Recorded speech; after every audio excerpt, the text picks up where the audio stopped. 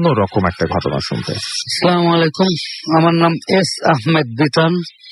আপনার হয়তো চিনবেন, আগেও আমি বলেছি আমি আসছি এয়ারপোর্ট দক্ষিণ খান প্রেমবাগান থেকে আসছি। আমি পেশায় একজন ইঞ্জিনিয়ার। আমি তো আজকে যে কাহিনীটা বলবো আমার জীবনের একটা বাস্তব কাহিনী।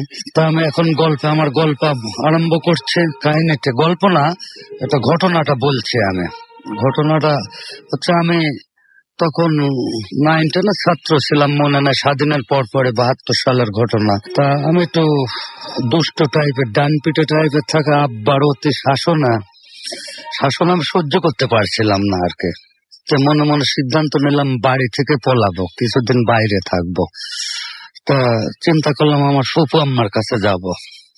ফুপু আম্মা আদর করতেন আমার খুব বেশি ছোটবেলা থেকে, সেই জন্য আমি বেঁচে ফুপু আম্মার বাসায় আমি চিন্তা করলাম যাবো। আমার ফুপু যান সৈয়দপুর চাকরি করতেন, সেই সুবাদে ওখানেই ফুপু আম্মা থাকতেন। তা আমি সিদ্ধান্ত নিলাম যে ওখানেই যাব। পরে অনেক স্টেশনে যে অনেক প্রতীক্ষার পর ট্রেন আসলো। ট্রেনে কুষ্টিয়া শহরে নামলাম। নামে ওখান থেকে ভেড়ামারা যাইতে হবে, ভেড়ামারা থেকে সৈয়দপুর ট্রেন পাওয়া যাবে। তা আমি কুষ্টিয়ার থেকে ভেড়ামারা পৌঁছালাম রাত 8টা বাজে। তখন ভেড়ামারা যে স্টেশনে গেলাম, যে শুনি ট্রেন আর নেই। আবার পরের দিন সকাল 8টায় ট্রেন। আচ্ছা, সিদ্ধান্ত নিলাম কি করবো এখন, তাইলে এত রাত, এত বড় রাত্রে কোথায় থাকবো আমি। তো স্টেশনে মনে করলাম হাঁটাহাঁটি ঘোরাঘুরি করে একটু ঘুম পাইরে তারপর রাতটা কাটাবো। কিন্তু ওইখানে ভাসমান মানুষ আর নোংরা ময়লা এত বেশি যে ওই জায়গা মানে নিঃশ্বাস নেওয়ার মতো অবস্থা ছিল না। তারপরে চিন্তা করলাম মসজিদে যাব, মসজিদে যায় মসজিদে ঘুমাবো। মসজিদে গেলাম, পাশে একটা মসজিদ, যাই দেখি মসজিদে তালা দেয়া। উনি খাদেম বললেন যে এই জায়গা থাকতে পারবে না তুমি বরং ওই 1 কিলোমিটার, তখন 1 কিলোমিটার ছিল না, মাইল ছিল, যে মাইলটা খানিক দূরে যাও, পশ্চিমে যায় নদী আছে, নদীর ধারে একটা ছাপড়ার মসজিদ আছে, 3 ছাপড়া বারান্দা, ওখানে অনেক লোক ঘুমায়, তুমি ঘুমাতে পারবে, যাও। পরে আমি চিন্তা করে রওনা দিলাম। 1 মাইল বেশি দূর না, গ্রামে আমাদের কাছে। তখন হাঁটা দিলাম, মাঝপথে যে দেখি যে একটা মাদ্রাসার সামনে যথেষ্ট ভিড়, মানুষজন গেটে। তা কৌতূহল হলো, গ্রামের ছেলে প্রথমে যায়, যেটা দেখে সেইটাই দেখতে ইচ্ছে করে, ওইটাও গেলাম ছুটে। যে কি হয়েছে ভাই? একজন বলল যে একটা ছাত্র মাথায় ফ্যান পরে মারা গেছে, মাথার উপর ফ্যান পড়ছে উপর থেকে, স্টাডি অবস্থায়, তখন পড়াশোনা করছিল। তখন বাজে কত হবে, রাত 10টা হবে। ছেলেটা পড়াশোনা করছিল, উপরের থেকে ফ্যান পরে তার মাথার উপর পরে, মাথাটা থেতলে টেবিলের উপর, বইয়ের উপর পড়ে আছে মাথাটা, আর ফ্যানটা পাশে পড়ে আছে। পরে গেলাম, আমি দেখতে যাই, দেখলাম আসলেও তো তাই। ছেলেটা মারা গেছে, কিন্তু মাথার উপর ফ্যানটা পড়ছে, কিন্তু কোনো রক্ত নাই, বইয়েও কোনো রক্ত নাই, গিলো সিজে চাটে পড়ে আছে, কিন্তু রক্ত নেই, আর ফ্যানটা পাশে পড়ে আছে। কিন্তু মজার ব্যাপার হচ্ছে ফ্যানটা ন্যাচারালি খোলে নাই, কোনো স্ক্রু নাট বল্টু খোলে নাই। মনে হচ্ছিল কোনো একটা মানুষ কোনো কিছু একটা হাত দিয়ে খুলে বেঁকা করে ওইটা ওর মাথার উপর ফেলছে ইচ্ছা করে, এমন বোঝাই যাচ্ছিল পরিস্থিতিটা পুরা। ওটা দেখলাম, দেখে আশ্চর্য লাগলো। তারপর বইয়ের দিকে তাকায় দেখলাম যে বইটা অতি পুরনো একটা বই, অনেক প্রাচীন কালের বই। বইটার ভাষাও স্বাভাবিক, ইংরেজি, বাংলা, উর্দু কোনো ভাষায় না, দুর্বোধ্য একটা ভাষা। ওইটা আমাদের দ্বারা মনে হয় কারোর দ্বারা পড়া সম্ভব না। ওই অবস্থায় দেখে আমি বেরোয় গেলাম। বেরোয় যাচ্ছি সেই মসজিদের দিকে, ক্লান্ত শরীর তখন আমার, ধীরে ধীরে যাচ্ছে, আর চিন্তা করছি যে ঘটনাটা কি। গ্রামের মানুষগুলো, তখন তো ওইটা একটা গ্রাম্য শহরতলি শহর, অত মানুষগুলো গ্রামের, এরা এত কিছু তো জানে না। কিন্তু আমার মনে দোলা খাচ্ছিল, আমি অনেক ডিটেকটিভ বই, অনেক মিস্ট্রিয়াস বই পড়ছি, আমার অতএব আমার এই জিনিসটা নিয়ে আমার একটা কিউরিওসিটি ছিল, তখন ঘোরপাক খাচ্ছিল, আমি কিউরিয়াস ছিলাম যথেষ্ট। তারপর যায় মসজিদে শুয়ে পড়লাম, হাত মুখ ধুয়ে মসজিদের বারান্দায় শুয়ে পড়লাম। তারপর শুয়ে পড়লে দেখলাম যে কোনো লোকজন নেই, বারান্দা একটা ফকির, বৃদ্ধ ফকির শুয়ে আছে। তো যাই হোক, একটু ভয়টা আমার কাটলো যে যাক একজন আছে, ঘুমাচ্ছে, একজন বৃদ্ধ হইলো পাশে পাইছে। আমি নিশ্চিন্তে শুয়ে আছি আর ওটা চিন্তা করছে, ঘুম আসছে না, কোনোভাবেই ঘুম আসতে পারছে না। ওই চিন্তায় শুধু এটা আমি কি দেখলাম, এত আশ্চর্য ব্যাপারে, এইরকম একটা মিস্ট্রিয়াস ঘটনা। তারপরে ঘন্টা খানেক থাকার পরে, ঘন্টা 2 থাকার পরে আমি কই না, যে ব্যাপারটা স্বাভাবিক না, আরো চিন্তা করে বের করলাম। আমি যাই, অল্প একটু রাস্তা তো, আবার যাই দেখে আসে কি অবস্থা। আবার মাদ্রাসায় গেলাম, তখন রাত অনেক হয়ে গেছে, মানুষজন আর খুব একটা নেই, 2-4 জন মানুষ ওই জায়গায় ঘোরাঘুরি করছে। জিজ্ঞেস করলাম যে লাশটা ছিল, কি হয়েছে পরে লাশটা? কয় লাশটা পাওয়া যাচ্ছে না, খুঁজে পাওয়া যাচ্ছে না। মানে কেউ নিয়ে গেছে নাকি? কয় না, কেউ নিয়ে আর কেউ দেখে নাই। আমাদের মাদ্রাসার সুপারিনটেন্ডেন্ট সাহেব খুব এটা নিয়ে খুব চিন্তিত আছেন। হ্যাঁ, লাশটা পাওয়া যাচ্ছে না, ঘর খালি, লাশ নেই, বইটা নেই। হ্যাঁ, আর সবচেয়ে ব্যাপার হলো ওই ছাত্রটা একাই থাকতো একটা রুমে, অন্যান্য রুমে যদিও 2-3টা করে ছাত্র থাকতো, তো ওই ছেলেটাও একাই থাকতো, ওখানে একাই স্টাডি করতো, মাদ্রাসায় পড়তো। তা লাশ পাওয়া যাচ্ছে, ওই প্রিন্সিপাল সাহেব উনি একটু চিন্তার ভিতর পড়ে গেছেন, উনি ছুটাছুটি করছেন যে জিডি করবেন, থানায় যাবেন, মানুষজন ডাকবেন, এইরকম সিদ্ধান্ত নিচ্ছেন। পাওয়া যাচ্ছে না, কোনোভাবে খোঁজাখুঁজি করা হয়েছে অনেক। তারপরে ফিরে আসা হইলো, আমি ফিরে আসলাম, আসে লাশটা পাওয়া যাচ্ছে না। এটা তো আরো মিস্ট্রি আছে, এটা লাশটা কোথায় গেল, তাইলে কোথায় যাইতে পারে? আমি তো দেখলাম লাশটাও স্বাভাবিক ছিল না, একটু বামন আকৃতির লাশটা ছিল, একটু খাটো ধরনের, পিগমি যেরকম বলে না, ছোট ছোট মানুষ, এরকম স্বাভাবিক আমাদের মতো মানুষ ছিল না, আমি তখনই দেখেছি। তারপরে আমি আসলাম, আসার পরে ওই ফকিরটার পাশে শুয়ে পেলাম, দেওয়াল ঘেঁষে। আমাদের অপোজিটে ঠিক দেওয়ালের সাথে ছিল একটা কফিন, খাটিয়া, লাশ দাফন করার জন্য। প্রত্যেকটা মসজিদেই থাকে, আপনারা দেখতে পাবেন। তা আমি ওই দিকে তাকাচ্ছিলাম আর একটু ভয় লাগছিল খাটিয়ার দিকে, এমনি কেন যেন। তারপর বেশ ঘন্টা 2 পরে একটু তন্দ্রা মতো আসছে, চোখ বোঝা ভাব, ঘুম আসছে। ঠিক তখন চোখ বোঝা অবস্থা আমি বুঝতে পারলাম যে আলো হয়ে গেছে পুরা ঘরটা, পুরা বারান্দাটা আলো। তাড়াতাড়ি চোখ তাকায় দেখে যে ঘুমটা দিয়ে, সাদা কাপড় দিয়ে বেশ কিছু খাটো খাটো মানুষ, হ্যাঁ, চোখগুলো জল করে জ্বলছে। তারা 4 জন যায়, ওই খাটিয়াটা উঁচা করলো, কাঁধে নিয়ে বেরোইলো। দেখলাম, বেরোইতে তাকাই দেখি যে বাইরে আরো 7-8 জন ওরকম খাটো মানুষ, আর একটা অমন ছোট ওই লাশ, সাদা কাপড় দিয়ে মোড়ানো, কাফন পড়ানো অবস্থায়। তারপর নেওয়ার পরে ওই লাশটা আমি কোন রকম দেখতেছি, ভয়েতে যাওয়ার কোনো, পালানোর কোনো সুযোগ নেই, ওরা সব একেবারে গেটের সাথে। পরে আমি কোন রকম দেখে একটু পরেই দেখা গেল যে কর্পূরের গন্ধ আসছে আর আগরবাতির গন্ধ আসছে, সেন্টে ভরে গেছে, মুহু সেন্ট বেরোচ্ছে।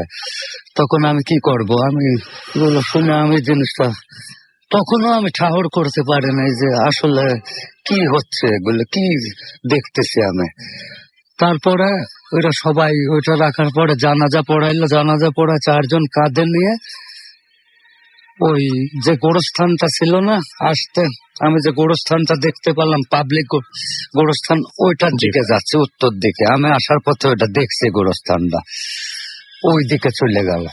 তখন আমার আর বুঝতে বাকি হচ্ছিল না যে এই জিনিসটা স্বাভাবিক না, কোনো অশরীরী স্পেকটারিক ব্যাপার হবে। তখন আমি চুপচাপ শুয়ে আছি। একটু পরে আস্তে আস্তে আমি ঘুমের ঝোল আসতে, ওই চিন্তা করছি যে কি করা যায়, এখন কি করব আমি, ঘুম শেষ আমার। এমন করতে সময়টা কখন যে পার হয়ে গেছে আমি জানি না। একটু পরে মোটামুটি নামাজের সময়, আজানের সময় হয়ে গেছে। মুয়াজ্জিন সাহেব আসলেন, আসে আমার ধমকের সুরে উঠাইলেন। আমি শুয়েছিলাম, উঠাইলাম, এই ছেলে ওঠো। হ্যাঁ, আমি উঠলাম, কি হয়েছে হুজুর? কই খাট বাইরে নেছো কেন? কি হয়েছিল তোমাদের খাটে? এই যে তখনও খাটে ছোট ছোট 4 কোণা 4টা আগরবাতি জ্বলছিল, একেবারে শেষ পর্যায়ে আগরবাতি, এবং পানিও ছিল, কর্পূরের গন্ধ বেরোচ্ছিল খাটিয়া দিয়ে তখনও।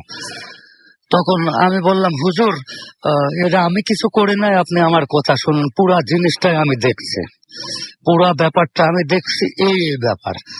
তখন আমি বলতে গেলাম, বলার পরে বললো, আচ্ছা ইমাম সাহেব আসলে তুমি বলবা। বলতে বলতে ইমাম সাহেব এসে গেলেন, আমি বলতে গেলাম, ইমাম সাহেব বললাম, আচ্ছা তুমি নামাজের সময় হয়ে গেছে, নামাজটা পড়ে নাও তাড়াতাড়ি আমাদের সঙ্গে, তারপর শুনবো।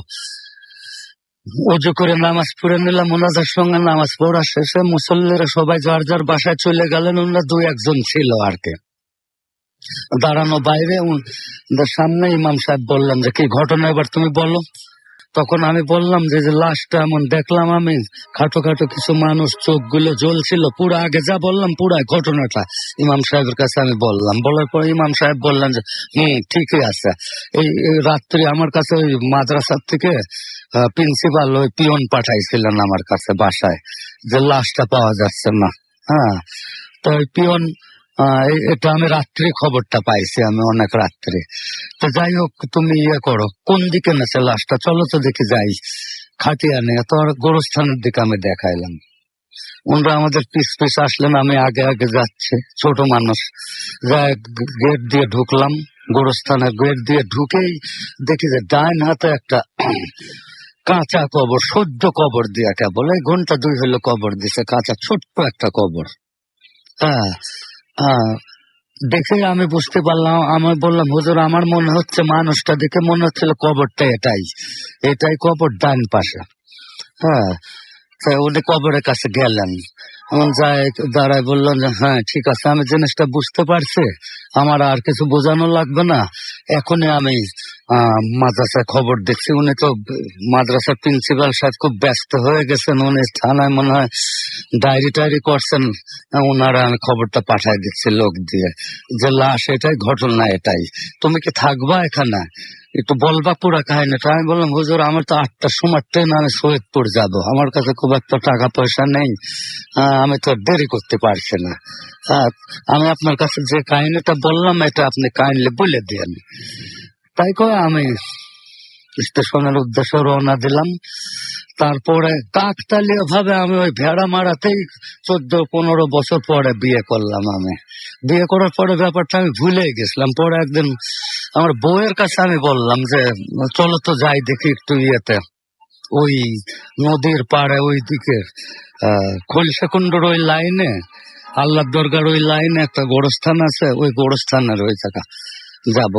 তুমি গোরস্থানের পাশে যাই কি করবা? তখন আমি বউয়ের কাছে লজ্জাতে পুরো কাহিনীটা বলছিলাম না আর কি, যে একটা ভদ্রলোকের ছেলে মসজিদে শুয়া টুয়া, এখন বউ হয়তো মাইন্ড করবে, স্মার্ট মেয়ে, শিক্ষিত মেয়ে, এটা হয়তো মাইন্ড করবে, সেই কারণে আমি লজ্জাতে বলছিলাম না। পরে গোরস্থানের ভিতর ঢুকলাম, ঢুকে বউ দাঁড়াইছিল পাশে, আমার স্ত্রীর পিছনে, যে না আমি ঢুকবো না, আসো না দেখে একটা জিনিস দেখাই তোমারা। পরে আসলো, পরে ওই গোরস্থানটা কি দেখলে, ওই কবরটা, হ্যাঁ কবরটা আমি দেখলাম। হ্যাঁ বলো তো ঘটনা কি? তখন আমি বললেন যে না, এটা এখানেই থাক, এটা আমি বলবো না তোমার কাছে, তবে ঘটনা ঠিকই। এটাই ছিল আমার ইয়ে আর কি। থ্যাংক ইউ ভেরি মাচ আপনার ঘটনার জন্য, আপনাকে অনেক ধন্যবাদ। আমি দেখতে পাচ্ছি যে অনেকেই আমাদের এখানে লিখছেন।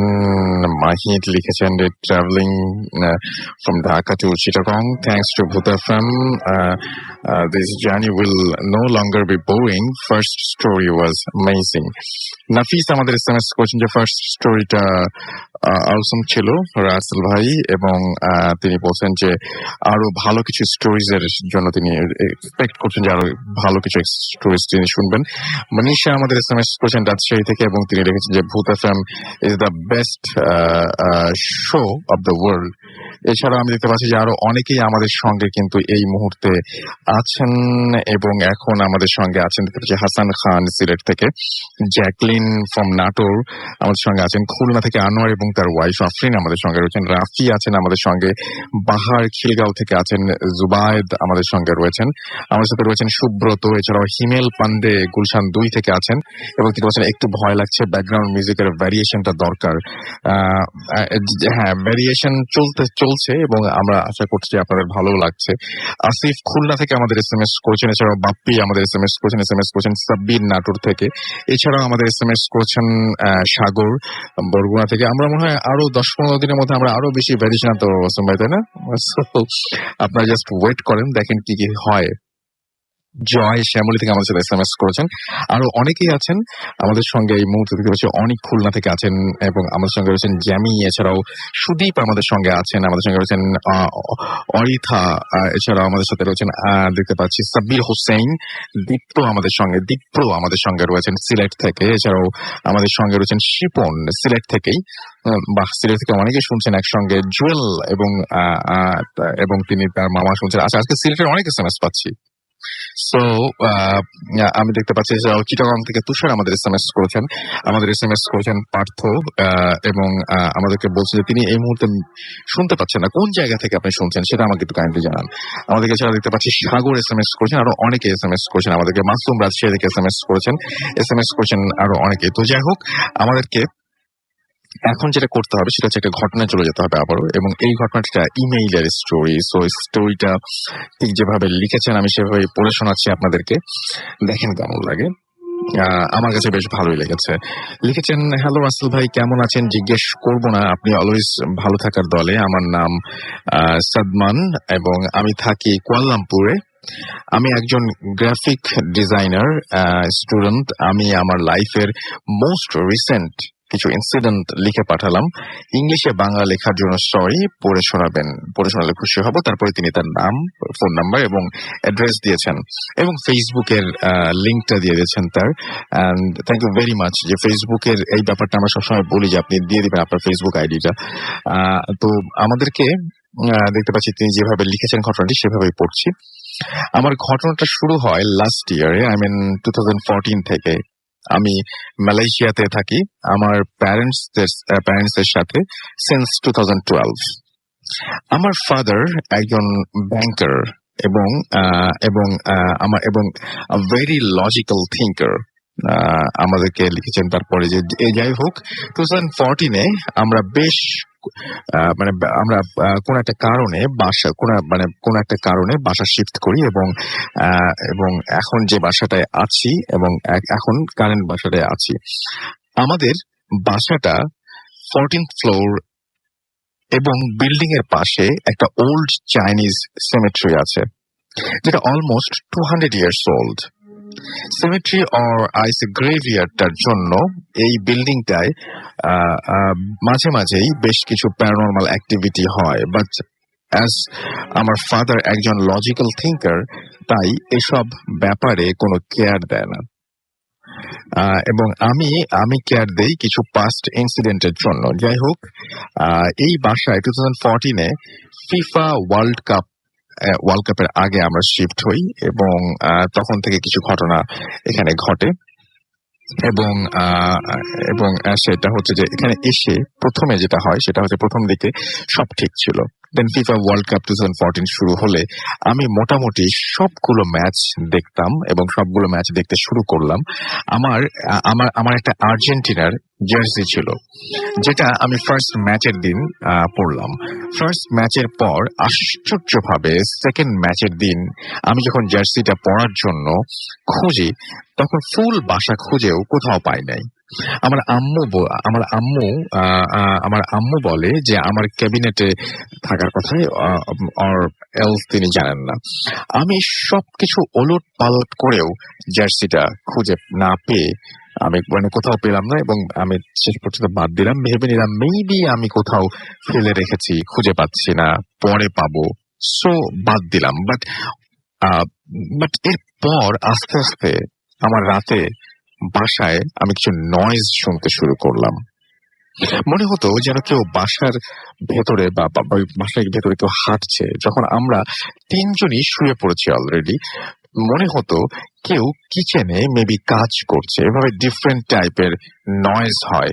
এরপর তার ঠিক কয়েকদিন পরে আমার প্যারেন্টস একটু বাইরে ছিলেন, আমি বাসায় একা এবং আমার প্যারেন্টস বাসায় আসতে মোটামুটি রাত হয়ে যায়। বাট তারা এসে দেখেন যে মেইন ডোরটা খোলা এবং আমি আমার রুমে কম্পিউটারে গেমে বিজি ছিলাম এবং বাট আমার ডোরের কাছে এবং তার ধারণা হয় যে এটা আমি খুলে রেখেছি, বাট আমি কোনোভাবেই বোঝাতে পারি নাই যে আমি ডোরের কাছে ও যায় নাই।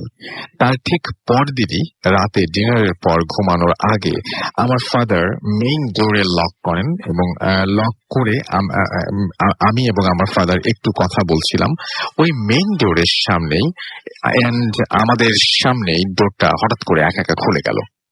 3টা টাইট লক একা একা খুলে গেল চোখের সামনে। আমার লজিক্যাল থিঙ্কার ফাদার কোনো লজিক দিয়ে প্রুফ করতে পারেন না যে কিভাবে এই ব্যাপারটা এটা প্যারানর্মাল না। ইয়েস, সেও এগ্রি করলো এটা প্যারানর্মাল। বলে রাখা ভালো, মালয়েশিয়াতে বাসা নিতে হয় কন্ট্রাক্ট সিস্টেমে। সো আমরা কন্ট্রাক্টের কারণে ইমিডিয়েটলি বাসাটা ছেড়ে দিতে পারলাম না। বাট এরকম ঘটনা এভরি নাইট ঘটেই যাচ্ছিল। এভাবে কেটে যায় কয়েক উইক। দেন আমার ফাদার একজন সাইকিক মিডিয়াম কে ডাকেন। বলে রাখি, সাইকিক মিডিয়াম কোনো হুজুর অর আলেম নন। সাইকিক মিডিয়াম এমন একজন পার্সন যে আশেপাশের এনার্জির প্রেজেন্স বুঝতে পারেন এবং সেটা জিন অর স্পিরিট। সো সেই সাইকিক পার্সন আমাদের বাসায় আসেন, এসে অলমোস্ট 5 আওয়ার্স স্পেন্ড করেন অ্যান্ড আনটিল মিডনাইট থাকেন। দেন উনি জানান আমাদের বাসায় ট্র্যাপড স্পিরিট আছে। আমরা এনশিওর হওয়ার ট্রাই করি যে এই either it's spirit or it's জিন। উনি কনফার্ম করেন যে না, এটা স্পিরিট, কোনো জিন না। আমরা দেন ওনার কথায় একজন হুজুরকে ডাকি। একজন পাকিস্তানি হুজুর বাসায় আসেন অ্যান্ড উনি বাসা বন্ধ করেন এবং এদিকে আমরা জানার ট্রাই করি যে এই স্পিরিটটা এখানে কেন এবং কে। আমরা কিছুই খুঁজে বের করতে পারি না। সাইকিক মিডিয়াম আমাদের জানান এই স্পিরিট এখানে ট্র্যাপড আছে অনেক ইয়ার ধরে। তো যাই হোক, হুজুর বাসা বন্ধ করার পর আর কোনো প্রবলেম হয় না, সব ঠিকঠাক থাকে। বাট হঠাৎ 2016 জানুয়ারির দিকে আবার ওই আগের সাউন্ড গুলো আমরা শুনতে শুরু করি। এবার ব্যাপারটা আরেকটু ভয়ঙ্কর হয়ে ওঠে, কারণ এবার কিছু দেখতেও পাই আমরা। এই তো কয়েক মান্থ আগে আমি রাতে ডিনার করে আমার রুমে এসেছিলাম এবং রুমের কাছে আসতেই দেখি আমার কম্পিউটার টেবিলের চেয়ারে কেউ একজন বসে আছে। ছেলে না মেয়ে তা বুঝতেই দেখলাম কেউ নেই, বাট রুমটায় ফিল করলাম অনেক ঠান্ডা। চেক করে দেখলাম এসিটা অফ, স্টিল রুম অনেক ঠান্ডা। বুঝতে বাকি রইল না আমার যে বাসাটা বন্ধ যে এফেক্টটা সেটা মেবি এখন আর নাই। এবং দেন আমি এগেইন ওই হুজুরের সাথে কন্ট্যাক্ট করলাম, আর হুজুর আমাকে বললে যে 2 দিন পর আসবেন। দেন ওই ঘটনার পর দিন ছিল ফ্রাইডে। আমি আগেই নামাজ শেষ করে ভূত এফএম শোনার জন্য রেডি হচ্ছিলাম। But in the main time আমার মা চিৎকার দিয়ে ওঠেন অ্যান্ড তার রুমে গিয়ে দেখি রুমে স্মোকে ভরে গেছে, লাইক আগুন লেগেছে। আমার মা বলেন রুমে কেউ ছিল অ্যান্ড ভ্যানিশ হতেই রুমটা ঠান্ডা হয়ে স্মোকে ভরে গেছে। দেন ওই ঘটনার পর ওই রাতে আমি ভূত এফএম শুনি এবং লাইফে ফার্স্ট টাইম বেশ ভয়ের জন্য আমি ভূত এফএম বাদ দেই। দেন হুজুরও বেশ সিক হয়ে যান অ্যান্ড আসতে পারেন না এবং ওই সাইকিক মিডিয়ামও মালয়েশিয়াতে নেই। সো আমি অনেকটাই অসহায় হয়ে আরেকজন কাউকে খুঁজি, বাট খুঁজে পাই না কাউকেই। সো আমার আম্মু এভরিডে বাসায় কোরআন পড়া স্টার্ট করেন অ্যান্ড আস্তে আস্তে অ্যাক্টিভিটি কমে যায়। দেন হুজুরও সুস্থ হয়ে বাসায় এসে বলেন বাসা বন্ধটা কোনো ফোর্স চলে গেছে, কোনো ফোর্স চলে গেছে, বাট উনি এগেইন বাসা বন্ধ করে দেন। এরপর লাস্ট উইক থার্সডে নাইটে অ্যারাউন্ড 2:45টার দিকে আমি ঘুমানোর জন্য প্রিপারেশন নিচ্ছিলাম। খুব কেয়ারফুলি শুনবেন সবাই। অ্যান্ড একটু টয়লেটে যাই, টয়লেটে গিয়ে টয়লেটের ভেতরে তালের পিঠার মতো একটা স্মেল পাই এবং বেশ ভালোভাবেই টয়লেটের স্মেলটা ভরেছিল। আমি আম্মুকে ডাকি, আম্মু স্মেল পেয়ে বলে যে মেবি কেউ তালের পিঠা খাচ্ছে।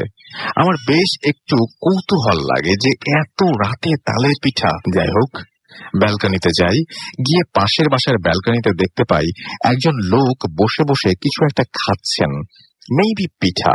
বাট সবচেয়ে আশ্চর্যজনক ব্যাপার সেটা হচ্ছে পার্সনটাকে আমি পাশের ব্যালকনিতে দেখি, তিনি আমার ফিউচার ফাদার ইন ল, যিনি তখন বাংলাদেশে। একদম ওই মোমেন্টে আমি আমার ফিয়ান্সেকে ফোন দেই এবং জিজ্ঞেস করি যে সে বলে ইয়েস, আমার বাবা আমার বাসায় ঘুমাচ্ছেন।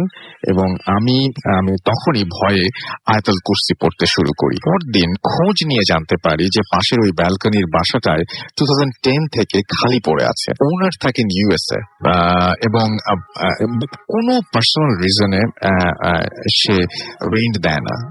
আমি দেন রাতে অ্যাজ ইউজুয়াল আমি এশার নামাজ পড়ে ডিনার করে রেডি হচ্ছিলাম ভূত এফএম এর জন্য। ঠিক যখন ভূত এফএমটা শুরু হলো, which is 2 AM of my local time, ওই মোমেন্টে বাইরে বেশ নয়েজ শুনতে পাই অ্যান্ড ব্যালকনিতে গিয়ে দেখি নিচে অনেক লোকজন। মেইন ডোরটা খুলে জানতে পারি যে পাশের ওই ব্যালকনি থেকে একজন সুইসাইড করেছে। ছেলেটা অস্ট্রেলিয়ান।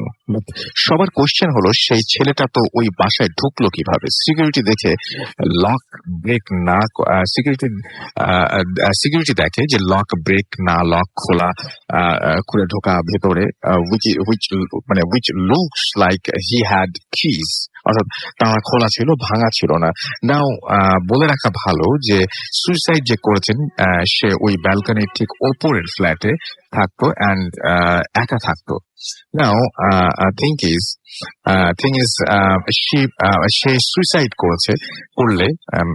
করলো কেন এবং এই বন্ধ বাসায় এসে এই ব্যালকনি থেকে জাম্প করলো কেন নিজের ব্যালকনি থেকে না? অ্যান্ড সে ভেতরে ঢুকলো কিভাবে? পুলিশ সিসিটিভি ফুটেজে চেক করে শকিং একটা থিং দেখতে পায় যে ছেলেটা লাইক ঘুমের মাঝে হেঁটে হেঁটে আসছে এবং ডোরটা কেউ লাইক খুলে দিল। বাট কোন ফিগার অর পার্সনকে সিসিটিভিতে দেখা যাচ্ছে না, অনলি ছেলেটাকেই আমরা দেখতে পাই এবং ছেলেটা যাচ্ছে। সো ডোরটা একাই খুলে গেল এবং ছেলেটা ভেতরে স্লিপ ওয়াক যেভাবে হয় সেভাবে ভেতরে ঢুকে গেল এবং সিসিটিভির করিডোরে বাসার ভেতরে ঢোকার পর কি হলো তা দেখা গেল না। বাট বাসাটা অনেক দিন বন্ধ থাকার কারণে বেশ ধুলা এবং পুলিশের ডোর খুলে দেখতে পেল যে ধুলাতে ছেলেটার ফুটপ্রিন্ট আর আরেকটা ফুটপ্রিন্ট আছে এবং যেটা মেবি কোনো মেয়ে। বাট সিসিটিভিতে দেখা গেল অনলি ছেলেটাই ভিতরে ঢুকলো, দেন ডোর খুলে দিল কে? অ্যান্ড ওই ফুটপ্রিন্টটাই বা তার।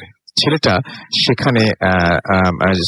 এখানে থাকতো একা এবং ওই ফ্ল্যাটের কি অনলি একজন সিকিউরিটির কাছেই ছিল এবং এবং এবং এবং এবং এবং ফুটপ্রিন্ট গুলো এমন ছিল লাইক কোন মেয়ে ওই ছেলেটাকে হাত ধরে মেইন ডোর থেকে ব্যালকনিতে নিয়ে যাচ্ছে। যাই হোক, আমিও বেশ কিউরিয়াস হয়ে ওই ফ্ল্যাটের সামনে যাই লাস্ট সানডে যখন পুলিশ আর কেউ ছিল না। ডোরটা খোলা ছিল বিকজ পুলিশের ইনভেস্টিগেশন চলছিল। যাই হোক, আমি বাসার দূর থেকে দেখতে পাই একটা sofa and almost shocking thing, ওই সোফার উপরে একটা আর্জেন্টিনা জার্সি। আমি একজন গার্ডকে ডাকি এবং কিছু টাকা দেই এবং দিয়ে বলি যে ওই জার্সিটা আমাকে একটু দেখান। এবং আমি জার্সিটা হাতে নিয়ে দেখি 10 নাম্বার এবং নিচে এস লেখা, যেটা আমার জার্সি এবং যেটা আমার জার্সিতে আমি স্পেশালি লিখে নিয়েছিলাম। সো শিওর হলাম এটা আমার সেই 2014 মিসিং সেই জার্সিটা। বাট আমি ওইটা নিতে পারলাম না বিকজ ওই বাসা আর এভরিথিং এভিডেন্স। সো যাই হোক, আমি এখনো জানি না যে আমার জার্সিটা কিভাবে ওই বন্ধ বাসায় গেল এন্ড এখানে কি হচ্ছে।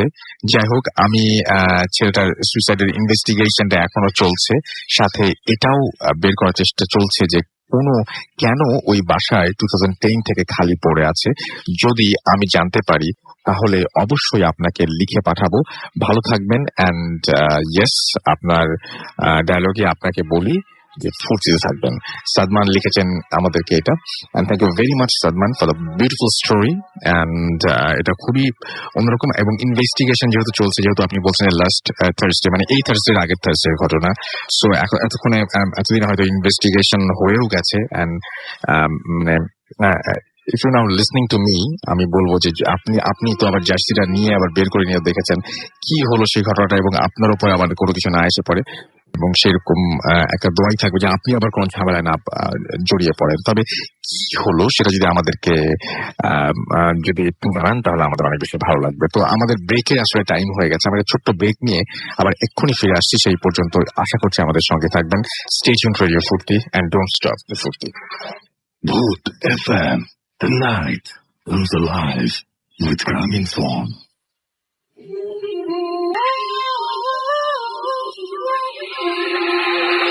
Welcome back. শুনছেন সবসময় রেডিও ফুর্তি পয়েন্ট এফএম। আমি রাসেল আছি, সাথে আমার সাথে রয়েছে মাসুম এবং আজকের অতিথিরা। এবং আমি দেখতে পাচ্ছি যে ফেসবুকে অলরেডি আপনারা অনেক কিছু লিখেছেন এবং সেগুলো পড়তে চাই আমরা। একটু একটু করে দেখি কি লিখছেন আপনারা। এবং ফেসবুকে আমরা দেখতে পাচ্ছি thanks for the last story লিখেছেন সাদমানকে থ্যাংকস জানিয়েছেন নাহিদ চৌধুরী, তিনি লিখেছেন যে জোস ছিল রাসেল ভাই, থ্যাংক ইউ। মুন্না হোসেন আমাদের লিখেছেন হ্যালো, কেমন আছেন? আমি সবসময় ভালো থাকি, সবসময় ভালো থাকি। সাইফ শুভ লিখেছেন আমি সাইফ ফ্রম শেরপুর, স্টোরিগুলো অনেক ভালো, থ্যাংক ইউ ভেরি মাচ। আমাদের সাথে আমরা আসলে সবসময় ভালো স্টোরি খুঁজি, আপনারা যদি পাঠান তাহলে তো কোনো কথাই নেই, আর না পাঠালে আমাদের আসলে আরো শুধু অপেক্ষাই করতে হয়। বাট আমি খুব অবাক হয়েছিলাম যে লাস্ট আমি এপিসোডে বলেছিলাম যে আমাদের কাছে পড়ার মতন ভালো স্টোরি না, আপনারা পাঠিয়ে দিয়েছেন, এবং এখানে এই এপিসোডে মানে চমৎকার সব স্টোরি রয়েছে। সুতরাং আমরা চাইবো যে আপনারা এরকম স্টোরি পাঠাতে থাকেন, তার মানে আপনাদের কাছে আছে, আপনারা দ্রুত পাঠান আমাদেরকে। এবং যারা স্টুডিওতে আসতে চান তারা আমাদের কাছে ঘটনা পাঠিয়ে দিন। আমরা মানে আপনারা স্টুডিওতে আসলে সবচেয়ে বেশি খুশি হই। যারা শুনছেন শুধু মানে আমার কিন্তু আসছেন না, আমি জানি যে অনেকে এখনো আসতে চান, বা অনেকে মানে জাস্ট আপনি আসুন তো, আগে কথা বলুন, তারপরে দেখুন যদি আসতে ইচ্ছা না করে তখন সেটা পরের ব্যাপার। বাট আপনি আপনার ঘটনাকে পাঠান, যদি সিলেক্টেড হয় ডেফিনেটলি উইল গেট কল, এবং তারপরে কথা বলবো আমরা। আফরিন আমাকে SMS করেছেন 2012 থেকে তিনি শুনছেন এবং কোনো এপিসোড নাকি এখনো মিস করেনি। শরীয়তপুর থেকে তানভীর আমাদের সাথে রয়েছেন দেখতে পাচ্ছি। আমাদের সাথে রয়েছেন হৃদয় খান, আমাদের সাথে রয়েছেন দেখতে পাচ্ছি। এছাড়াও আবু হুরায়রা, এছাড়াও আমাদের সাথে রয়েছেন ফাহাদ, এবং আমাদের সাথে রয়েছেন দেখতে পাচ্ছি রমজান আলী, আমাদের সাথে রয়েছেন শাহরিয়ার, এছাড়াও আলামিন ভুঁইয়া আমাদের সাথে রয়েছেন আবিদ খান, এছাড়াও আমাদের সাথে রয়েছেন দেখতে পাচ্ছি নাইম তালুকদার, আমাদের সাথে আছেন এনামুল ইসলাম, এছাড়াও সিঙ্গার জয় আমাদের সাথে রয়েছেন আরিফ, এছাড়াও আমাদের সাথে রয়েছেন তানভীর হাসান, ফিরোজ আহমেদ আকাশ আমাদের সাথে রয়েছেন, এবং তিনি লিখছেন সবাই জার্সির ঘটনাটা অনেক পছন্দ করছেন, সেটা লিখছেন। সাইফ আমাদের সাথে রয়েছেন দেখতে পাচ্ছি। এছাড়াও দেখতে পাচ্ছি ফয়সাল, এবং রিয়াদ থেকে তিনি ফুর্তি অ্যাপের একটা ছবি দিয়েছেন এবং তিনি বলছেন যে তার মোবাইলের স্ক্রিনশট নিয়ে দিয়েছেন। Thank you very much. যারা ফুর্তি অ্যাপ দিয়ে শুনছেন প্লিজ স্ক্রিনশট আমাদেরকে পাঠাতে পারেন কিন্তু আমাদের ফেসবুকে, মানে এটা খুবই আমরা মানে উইল অ্যাপ্রিশিয়েট ইট যদি আপনারা পাঠান এরকম জাস্ট স্ক্রিনশট নিয়ে এখানে জাস্ট আপনার ছবিটা আপ করে দেন। যারা ফুর্তি অ্যাপ দিয়ে শুনছেন, যেমন রিয়াদ থেকে শুনছেন, সৌদি আরাবিয়া থেকে শুনছেন Faisal Sheikh, thank you very much Faisal, thank you very much. আমরা সত্যি অনেক অনার্ড ফিল করছি আপনার এই ব্যাপারটার জন্য। আমাদেরকে রফিক মিয়া আমাদের সাথে আছেন, আমাদের সাথে রয়েছেন সাইফ মাহমুদ শুভ, এছাড়াও আমাদের সাথে রয়েছেন মাসুদ, এছাড়াও রয়েছেন তানভীর হাসান। যাই হোক, আপনারা যারা আছেন আমাদের সঙ্গে থ্যাংক ইউ ভেরি মাচ। এবং আপনারা যে কিন্তু মেসেজের যে মানে কমেন্টে যে ঘরটা সেখানে যে কিন্তু আপনারা আপনাদের ফুর্তি অ্যাপের যে স্ক্রিনশট সেটা কিন্তু আপনারা চাইলেই আপনারা আপ করে দিতে পারেন। আমরা চলে যাচ্ছি ফারনানের কাছে, একটা ঘটনা শুনবো এবং তারপরে আপনাদের কাছে আবারও ফিরে আসবো। সেই পর্যন্ত আমাদের সঙ্গেই থাকুন। স্টে টিউনড রেডিও ফুর্তি অ্যান্ড ডোন্ট স্টপ ফুর্তি। হ্যালো এভরিওয়ান, আমি ফারহান, পুরান ঢাকা থেকে এসেছি। আর আসলে আজকে যে ঘটনাটা শেয়ার করব, এটা আসলে মিরপুর 13 নম্বরের একটা হসপিটালের ঘটনা। এই হসপিটাল সাথে রিলেটেড, এই হসপিটালের সাথে রিলেটেড আমার অনেক ফ্রেন্ড ছিল, যাদের কাছে আমি এই ঘটনাগুলো শুনেছি এই হসপিটাল সম্পর্কিত। এবং সৌভাগ্যক্রমে একবার এই হসপিটালে আমার যাওয়ার সুযোগ হয়েছিল। তো আমি নিজেও সেই হসপিটালে যাই এবং যে ঘটনাগুলো আমি আমাদের কাছ থেকে আগে শুনি, তো সেগুলা কিছু কিছু ওখান থেকে চেষ্টা করি কালেক্ট করার, কিন্তু সেটা করা যায়নি আসলে, কেননা প্রত্যেকটা জায়গারই একটা গোপনীয়তা থাকে। তো আমি আমাদের ফ্রেন্ড যারা ওই হসপিটালের 4 তলায় যারা হোস্টেলে থাকতো, তো এদের কাছ থেকে যে টুকটাক যে ঘটনাগুলো শুনেছি, সেই ঘটনাটা আজকে শেয়ার করব। তো ওই হসপিটালটা হচ্ছে মিরপুর 13 নম্বরে। আমি এক্স্যাক্টলি লোকেশনটা জাস্ট বললাম, মিরপুর 13 নম্বর, আর কিছুই বলছি না। আর এই হসপিটাল হচ্ছে প্রায় 10 বছর আগে হসপিটালটাকে এখানে কনস্ট্রাকশন করা হয়। এর আগে ছিল এখানে জাস্ট একটা পরিত্যক্ত একটা জায়গা ছিল ওই সময়টাতে। এবং পরে এই জায়গার যে মালিক, এখানে সে চিন্তা করলেন যে এখানে একটা হসপিটাল সে দিবে, এবং তার কথা অনুযায়ী সে একটা হসপিটাল সেখানে প্রতিষ্ঠা করে। এবং হসপিটালে যখন কনস্ট্রাকশন কাজ শুরু করা হয়, তখন যথাযথভাবে যে ফাউন্ডেশনের কাজটি করা হয়, তখন মাটি অনেক গভীর পর্যন্ত সেখানে ফাউন্ডেশন দেওয়ার জন্য করা হয়। এবং তারা যখন ওখানে মাটি করে ওখান থেকে বেশ কিছু মানুষের মাথার খুলি এবং হাড়গোড়ের মতো বেশ কিছু তারা পায় যখন তারা ফাউন্ডেশনের কাজ করে। এই ঘটনাগুলো আসলে আমি আমাদের ফ্রেন্ড যারা ওই 4 তলায় হোস্টেলে থাকতো, ওদের কাছ থেকে মোটামুটি শুনেছি। আর এরকম অনেক কিছুই মাথার খুলি, তারপর মানুষের হাড়গোড় এগুলো পায়। এবং ওই এই জিনিসগুলো দেখে এমন মনে হবে যে হয়তো বা অনেক আগে এখানে অনেকগুলো মানুষকে একসাথে দাফন করে দেওয়া হয়েছে, এরকম একটা বিষয়। পরে তারা ওই জিনিসগুলোকে ভালো মতো পরিষ্কার করে ওখানে ফাউন্ডেশন দিয়ে ওখানে যথাযথভাবে কনস্ট্রাকশন কাজ সম্পন্ন করে একটা হসপিটাল প্রতিষ্ঠা করে। এবং বর্তমানে এটি 4 তলা একটি ভবন। এবং আমি যখন যাই তখনও ঠিক এরকমই ছিল, যেভাবে আমি ওদের কাছ থেকে শুনেছি। তো এই 10 বছরে এই হসপিটালটা এখন ভালো একটা অবস্থায়। এবং এখানে যেটা হয়েছিল যে 4 তলায় একটা হোস্টেল ছিল, যারা মেডিকেল স্টুডেন্ট ছিল, এখানে যারা পড়াশোনা করতে ওদের হোস্টেল ছিল। পরে বেশ কিছু এই ধরনের আধিভৌতিক বিষয়গুলোর উপর ভর করে এখানে তারা যেটা করে যে হোস্টেলটাকে বন্ধ করে দেয় এক সময়। কিন্তু বর্তমানে এখন আর এখানে হোস্টেল নেই। তো রিসেন্টলি যে ঘটনাগুলো আমার কাছে এসেছে সেগুলো হচ্ছে, যেমন এই হসপিটালের একটা কমন একটা ঘটনা রয়েছে, যখন কোনো নতুন স্টাফ অথবা নতুন কোনো ডক্টর এখানে কাজ করতে আসেন, হয়তোবা দেখা যায় যে তারা অনেক সময় রাত্রে নাইট ডিউটি দেন। তার এই জায়গাটাতে যে এই হসপিটালটাতে যেটা হয় যে খুব একটা পেশেন্ট ওই সময় অনেক সময় থাকে না। ম্যাক্সিমাম দেখা যায় যে আশেপাশে যারা বৃদ্ধ মানুষ আছেন, তাদের যখন শ্বাসকষ্ট হয়, তারা এখানে এই চিকিৎসার জন্য এখানে আসেন। তারা মেডিসিন যে বিভাগটা 3 তলায়, এবং যেটা ম্যাক্সিমাম হচ্ছে মহিলাদের ডেলিভারির যে বিষয়টা, এখানে এই 2টা কাজই পেশেন্ট সবচেয়ে বেশি আসে। তো এখানে যেটা হয় যে যখন কোনো নতুন ডক্টর অথবা নতুন কোনো স্টাফ যখন রাত্রে নাইট ডিউটি দেন, তো তাদের সবারই একটা নতুন একটা কমন একটা মিথ ছিল যে হয়তোবা কোনো ডক্টর অথবা যে স্টাফ যে বসে নাইট ডিউটি দিচ্ছে, একবার নাকি একটা স্টাফ নতুন আসার পরে সে নাকি রাত্রে বসে নাইট ডিউটি দিচ্ছিল। এবং হঠাৎ করে যেটা হয় যে পেশেন্ট কম থাকার কারণে স্টাফটা যেটা করে যে রাত্রে ডিউটি দেওয়ার পাশাপাশি সে ঘুমিয়ে পড়ে হঠাৎ করে। এবং সেদিন পেশেন্টও খুব কম ছিল। এবং যেটা হয় যে আশেপাশে যে মানে করিডোরে যে কর্তব্যরত যে ডক্টর ছিলেন, সেখানে একজন বসা ছিলেন, যে সেও ঘুমাচ্ছিল। তো হঠাৎ করে রাত্র 1টা, 1:30, 2টা এরকম একটা সময় যেটা হয় যে হঠাৎ করে মানে তার ঘুমটা ভেঙে যায়। এবং তার ঘুমটা ভাঙে, আমরা যখন ঘুমিয়ে থাকি তখন যদি হঠাৎ কেউ আমাদেরকে জাগিয়ে তোলে, যেরকম একটা ফিলিংস, ঠিক সেইভাবে তার ঘুমটা ভেঙে যায়। এবং ঘুমটা ভাঙার পরে সে দেখে যে তার সামনে একজন বৃদ্ধ একজন মহিলা, যে কিনা প্রচুর আর্তনাদ করে কান্না করছে, এবং সে বারবার বলছে যে আমার ছেলেটাকে তোমরা বাঁচাও। এবং সে যখন সেই স্টাফটা বারবার বলে যে আপনি কে, কোত্থেকে আসছেন, আর এত রাতে তো এইভাবে ইন্টারভিউ দেওয়া যায় না, তখন সে বারবারই একটা কথা বলে যে তোমরা আমার ছেলেটাকে বাঁচাও।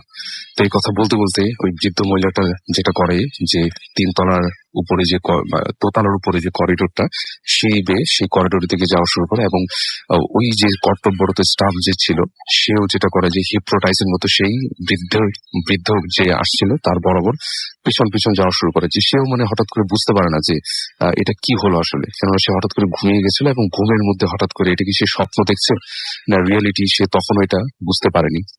তো যেটা করে যে সে ওই বৃদ্ধের বরাবর সে হাঁটতে থাকে এবং আনফরচুনেটলি সেই রাত্রে 3 তলার যে করিডোরটা সেটা একেবারেই ফাঁকা ছিল, কোনো পেশেন্টও তেমন একটা ছিল না ওখানে, এবং বারান্দার যে লাইট গুলো সেটাও অফ ছিল। সে জাস্ট ওই বৃদ্ধের বরাবর হাঁটতে থাকে, সে দেখে যে বৃদ্ধটা হেঁটে হেঁটে সেই করিডোর বেয়ে যাচ্ছে এবং বারবার অনেক জোরে আর্তনাদ করছে যে তোমরা আমার ছেলেটাকে বাঁচাও।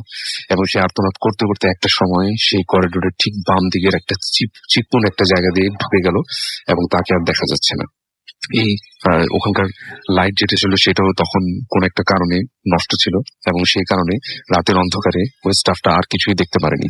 এবং সে তখন চিন্তা করলো যে ওই যে বাম দিকে যে ছোট চিপার মতো যে জায়গাটা, ওখানে তো আসলে কিছু নাই। তখন তার আস্তে আস্তে করে সেন্স ফিরে আসতে থাকে যে ওখানে তো আসলে কিছু নাই, ওখানে বৃদ্ধটা কেন গেল। তখন তার হঠাৎ করে মনে পড়লো বাম দিকের যে জায়গাটা সেটা হচ্ছে তো এই হাসপাতালের মর্গ। তখন সে প্রচুর ভয় পেয়ে গেল এবং সাথে সাথে সেই মর্গের দিকে আবার গেল যে আসলে বৃদ্ধটা কে ছিল এবং ওখানে কি করলো, কারণ এত রাতে তো লাশঘর তালা বন্ধ থাকে, হওয়াটা স্বাভাবিক। তো সে ওই লাশঘর বরাবর গেল এবং দেখলো যে ঠিক ওই লাশঘরের বাইরে তালা লাগানো, লাশঘরটা লক করা, এবং ঠিক লাশঘরের ঢোকার পথেই একটা লাশ রক্তে জর্জরিত, কাফনের কাপড় পরা সাদা, কিন্তু প্রচন্ড রক্তে করা লাশটা ওখানে শুয়ে রয়েছে এরকম। তো এটা দেখার পরে সে তখন বুঝতে পারলো যে ওই বৃদ্ধ মহিলাটা আসলে কোনো হিউম্যান বিং ছিল না, হয়তোবা সে কোনো একটা খারাপ কিছু ছিল। তো তখন সে এক দৌড়ে সেই করিডোর বেয়ে নিচের দিকে চলে আসলো এবং যারা যারা স্টাফ কর্তব্যরত ছিল তাদেরকে জিজ্ঞেস করলো যে এরকম কেউ এসেছিল কিনা। তখন তারা সবাই বলে যে না, এরকম কিছু আসেনি। তো রাসেল ভাই, এটা হচ্ছে একটা কমন একটা ঘটনা, এরকম অনেক ঘটনা, যেটা হচ্ছে এই যে বৃদ্ধ মহিলাতে যে আসেন এবং বারবার বলে যে আমার ছেলেটাকে বাঁচাও, এটা কিন্তু অনেক ডক্টর ওখানে ফেস করছেন, হয়তো বা ঘুমায় ছিল তখন দেখে যে স্বপ্নটা তারা দেখে। এটা হচ্ছে কমন একটা ঘটনা। তো আমি এই হসপিটাল রিলেটেড আরেকটা ঘটনা বলবো, সেটা হচ্ছে একজন পেশেন্টের কাছ থেকে ওই সেটাকে আমরা একটা ব্রেক নিয়ে আসি তাহলে। হ্যাঁ, একটা ব্রেক নিয়ে তারপরে শুরু, কারণ যেহেতু টাইম নাই তারপর আবার লম্বা একটা সময় আবার ঘটনা শুনবো। তো ছোট্ট ব্রেকে যাচ্ছে, ব্রেকের পরে আবারও ফিরে আসি। সেই পর্যন্ত আমাদের সঙ্গে থাকুন। স্টে টিউনড রেডিও ফুর্তি অ্যান্ড ডোন্ট স্টপ দ্য ফুর্তি। Booth FM. Night comes alive with coming from.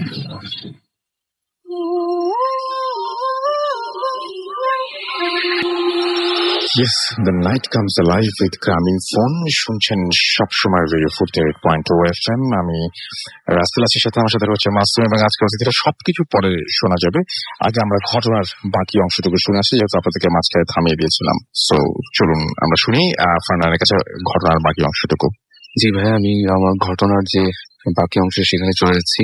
আর এই হসপিটালের যে ঘটনাটা আমি বলছিলাম যে একটা পেশেন্টের ঘটনা এখন আমি বলবো। তো এই পেশেন্টের এই ঘটনাটা ওখানকার স্টাফরা মোটামুটি সবাই জানে। তো এই ঘটনা হচ্ছে এরকম, দোতলায় যে মেডিসিন বিভাগ ছিল ওখানে কোনো এক রাতে পেশেন্টরা ওখানে ছিল, যারা যারা ভর্তি ছিল 4-5 জন পেশেন্ট ওখানে ছিল। এবং আমরা যেটা জানি যে হসপিটালে যখন কোনো পেশেন্ট ভর্তি থাকে দেখা যায় যে তার কোনো রিলেটিভস মানে তার সাথে থাকে, এবং যেটা হয় যে বেডে হয়তো বা থাকে পেশেন্ট এবং তার নিচে হয়তো পাটি বিছিয়ে বা কোনো একটা বিছিয়ে তার কাছে যে রিলেটিভসটা সেই থাকে, এবং ওই পেশেন্টের সাথে একজন রিলেটিভসই এখানে অ্যালাউ ছিল। তো এরকম কোন এক রাত্রে কোন একজন পেশেন্টের একজন রিলেটিভস তার সাথে মানে নিচে ঘুমানো অবস্থায় ছিল, এবং হঠাৎ করে গভীর রাতের দিকে সে যেটা দেখে যে ওই হাসপাতালের করিডোর দিয়ে টুকটাক শব্দ করে অনেকগুলো লোক ওই করিডোর ক্রস করে এই যে মেডিসিন যে বিভাগ যে রুমটা সেখানে ভিতরে ঢুকলো। এবং সে তখন একটা সময়ের জন্য মনে করছিল যে হয়তোবা কোনো নাইট ডিউটিতে যারা ডক্টর থাকেন তারা হয়তোবা এসছেন রোগী দেখার জন্য। কিন্তু এত গভীর রাতে তো কোনো ডক্টর সেখানে আসার কথা না, কেননা যারা রয়েছেন সেখানে তো তারা এমার্জেন্সি কোনো একটা কাজের জন্য থাকেন, এভাবে রাতের বেলা তো ভিজিটে আসেন না তারা। তো সে জাস্ট চুপটি করে ওখানে শুয়ে শুয়ে দেখলো যেটা, যে এরকম 4 থেকে 5 জন মানুষ, অনেক লম্বা লম্বা দাড়িওয়ালা কতগুলো মানুষ, যাদেরকে দূর থেকে দেখলে মানুষের মতোই মনে হবে, কিন্তু এক্স্যাক্টলি সেগুলো মানুষ কিনা সেটা আসলে বোঝার কোনো উপায় নেই। লোকগুলো অনেক লম্বা ছিল এবং মাথায় টুপি পরা ছিল। আমরা যে টুপি পরি নর্মালি নামাজে যাওয়ার সময়, ঠিক সেরকম টুপি না, এমন এক ধরনের টুপি পরা ছিল যেটা সে নাকি কখনোই তার জীবনে দেখেনি।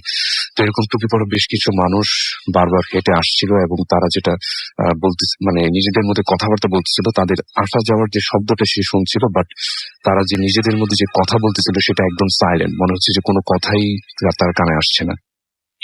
তো সেই জাস্ট চুপটি করে দেখলো যে আসলে কি করে তারা, কারণ হাসপাতালের কোনো স্টাফও তখন সেখানে উপস্থিত ছিল না। জাস্ট করিডোরের যে গেটটা খুলে তারা ভিতরে ওই রোগীগুলার প্রত্যেকটা রোগীর কাছে গেল এবং বিড়বিড় করে নিজেদের মধ্যে কি কি যেন তারা বলছে, কিছুই শোনা যায় না। প্রত্যেকটা রোগীকে তারা 1 থেকে 2 মিনিট করে দেখে এবং সাথে সাথে একটা বেড থেকে আরেকটা বেডের দিকে যায়। এভাবে করতে করতে যে পেশেন্টের যে রিলেটিভসটা এই ঘটনাটা দেখছিল শুয়ে শুয়ে, তাদের বেডের সামনে যখন সে আসে তখন সে একদম ভয়ে চোখটা বন্ধ করে ফেলে এবং সে তখন যেটা চিন্তা করে যে চোখটা যদি সে খুলে ফেলে হয়তো তাকেও তারা দেখে ফেলবে। এই জন্য সে এমন একটা ভাব ধরে যে সে একদম ঘুমিয়ে আছে। তো একটা সময় দেখলো যে তার বেডটা ক্রস করে তারা সামনের দিকে যে আরেকটা রোগী ছিল, একেবারে শেষ যে রোগীটা, সেই রোগীটার দিকে তারা বেশ কিছুক্ষণ 4 থেকে 5 মিনিটের মতো সবাই দাঁড়িয়ে কি যেন দেখছিল এবং তাদের মধ্যে নিজেরা যেন কি যেন বলছে সেটা একেবারেই শোনা যায় না। তো এরকম করার পর হঠাৎ করে একটা সময় সেই মানুষগুলা মানুষের মতো দেখতে, আসলে মানুষ কিনা এটা কেউই জানে না, তো তারা ওখান থেকে রুম গেটটা দিয়ে আস্তে আস্তে চলে গেল এবং তারা যেই পথে গেল মানে আপনি এক্সিট করার বিষয় যে সিঁড়ির দিকে যে মানে যে জায়গাটা, যেটা একটা হচ্ছে ডানে আর একটা হচ্ছে বামে, বাম দিকে জায়গাটা হচ্ছে সিঁড়ির দিকে নিচে চলে যাবে। যদি কোনো ডক্টর আসে অবশ্যই এই জায়গাটা দিয়ে যাওয়ার কথা, কিন্তু তারা ডান দিকে ছাদের সিঁড়ির যে জায়গাটা ওখান দিয়ে তারা সবাই চলে গেল এবং এরপরে কোনো স্টাফও সেখানে আসেনি। এবং সেদিন সেই রাত্রে স্টাফ গুলো যারা ছিল যে তারা সবাই দোতলায় ছিল, মানে 3 তলায় কোনো স্টাফ সেদিন ছিল না, সে রাত্রে ওখানে ডিউটিতে ছিল না। তো এরপরে যেটা হয় যে সে ওই তখন তার ওই সাহসটা হচ্ছিল না যে উঠে যে দেখবে যে লোকগুলা কারা ছিল বা নিচে যে জিজ্ঞেস করবে যে এটা কি ডক্টর ছিল না কারা ছিল, কেন ডক্টর আসলে অবশ্যই রুমে লাইট জ্বালাবে, অন্ধকারের মধ্যে তো অবশ্যই তারা চেক আপ বা ভিজিট করবে না। তো সে যেটা করলো যে সে সকালের জন্য ওয়েট করলো এবং সে নিচে দিয়ে অনেক জিজ্ঞাসা করলো যে এরকম রাত্রে কারা আসে, এরকম হাসপাতালের ভিতরে চলাফেরা করে কারা। তো কেউই অ্যান্সার দিতে পারলো না। অনেকে বলে যে এরকম অনেক কিছুই থাকে এখানে, অনেক পুরনো, এইখানকার মানে জায়গাটা অনেক পুরনো ছিল, হয়তো এরকম অনেক কিছু আপনি দেখতে পারেন। তো এটা নিয়ে এত কথা বললেন না, এটা তেমন কিছু না, এই কথাগুলো কাউকে বলে এরকম অনেক কথাই তারা বলতো। তো পরে যেটা হয় যে যেই এখানে একটা যে বিষয়টা একটু স্ট্রেঞ্জ, সেটা হচ্ছে যে ওই সকালবেলা দুপুরের দিকে যেই পেশেন্টের কাছে সব থেকে বেশি সময়টা ওই লোকগুলো দাঁড়ানো অবস্থায় কথা বলছিল পেশেন্টের সাথে না নিজেদের সাথে, তো ওই পেশেন্টই দুপুর 2টার দিকে মারা যায়। আচ্ছা, মানে এখন এই মারা যাওয়ার সাথে ওগুলোর কি লিঙ্ক সেটা আসলে কারোই জানা নেই, ঠিক আছে। আর যেটা হচ্ছে যে এরকম হাসপাতালে যে 4 তলায় যে হোস্টেল ছিল, বয়েজ হোস্টেল ছিল, এই বয়েজ হোস্টেল থেকে অনেক ধরনের মানে এই ধরনের প্যারানর্মাল বিষয়ের মানে রিপোর্ট আসে এবং পরে এক সময় যারা ওখানে থাকে তারা বেশ ভয় পাওয়া শুরু করে এবং পরে এক সময় হোস্টেলটাকে বন্ধ করে দেওয়া হয়। এবং এই হোস্টেলে যারা ছিল ওখানে আমার পরিচিত একজন ছিল, সে আমাকে যেটা বলে যে এই হোস্টেলে যারা থাকতো তখন যেটা হচ্ছে হঠাৎ করে রাতে খাট কেঁপে উঠতো, তারপরে যেটা হচ্ছে যে বাথরুম যেটা ছিল যে বাইরের দিক দিয়ে কেউ হঠাৎ করে লক করে দিত, আবার যেটা হচ্ছে যে বাথরুম মানে বাথরুমের ভিতরে কেউ নেই বাট ভেতর থেকে ছিটকারি লক করা। আচ্ছা, তো অনেক সময় মানে ভেঙে বাথরুমটা ভেঙে মানে চিটকারিটা ভেঙে তারপর গেট খুলতে বুঝতে পেরেছে। এরকম অনেক আনইউজুয়াল ঘটনা তারা ওখানে ফেস করতো। অনেকে দেখতো যে সিঁড়িতে কোনো একজন বসে আছে কেউ, তো এরকম অনেক ঘটনাই ওখানে প্রচলিত ছিল। তো এরপরই ওখানকার যে হোস্টেল সেটা বন্ধ করে দেওয়া হয়, কারণ ওখানে যারা ছাত্রছাত্রী তারাই বলে যে না এখানে আমরা থাকবো না, কারণ অনেক ধরনের প্যারানর্মাল আধিভৌতিক বিষয় এখানে আমরা দেখি যেগুলো ফেস করি, যেগুলো আমরা আসলে প্রস্তুত থাকি না এগুলো ফেস করার। তো এই জন্য এই জিনিসগুলোকে বন্ধ করে দেওয়া হয়। এটাই মূলত ছিল আমার ঘটনা আসলে এই hospital related. Thank you very much. আমরা আবারও আপনার কাছে ফিরে আসবো, আরো ঘটনা আছে ফারহানের কাছে, আমরা ইনশাল্লাহ আসবো আবারও। তো আমরা তার আগে যেটা করবো সেটা হচ্ছে আমি মানে ফাটাফাট একটা জিনিস হয়ে গেছে এর মাঝখানে, সেটা দেখতে পাচ্ছি যে আমাদের এইখানে যারা আমাদের রেডিও ফুর্তি যে পেজটা, সেই পেজটা মাত্র আমরা আপ করতে পারলাম আমাদের আজকের পোস্টটা। We are really sorry for that, but আমাদের যে ভোটের সময় যে পেজটা সেখানে অলরেডি আমি তো খুবই মানে আমি খুব মানে কি বলবো যে আবেগ আপ্লুত হয়ে গেছে আর কি। আমাদের দেশে আনামুল হোসেন আমাদের ঢাকা থেকে ফুর্তি অ্যাপ দিয়ে শুনছেন এবং তিনি আপ করেছেন আমাদের ফুর্তি অ্যাপের স্ক্রিনশট দিয়েছেন। দেখতে পাচ্ছি অনুপম মিত্র আপন এবং আমাদেরকে তিনি বলেছেন রাসেল ভাই চার্জ নাই তাও শুনতেছি।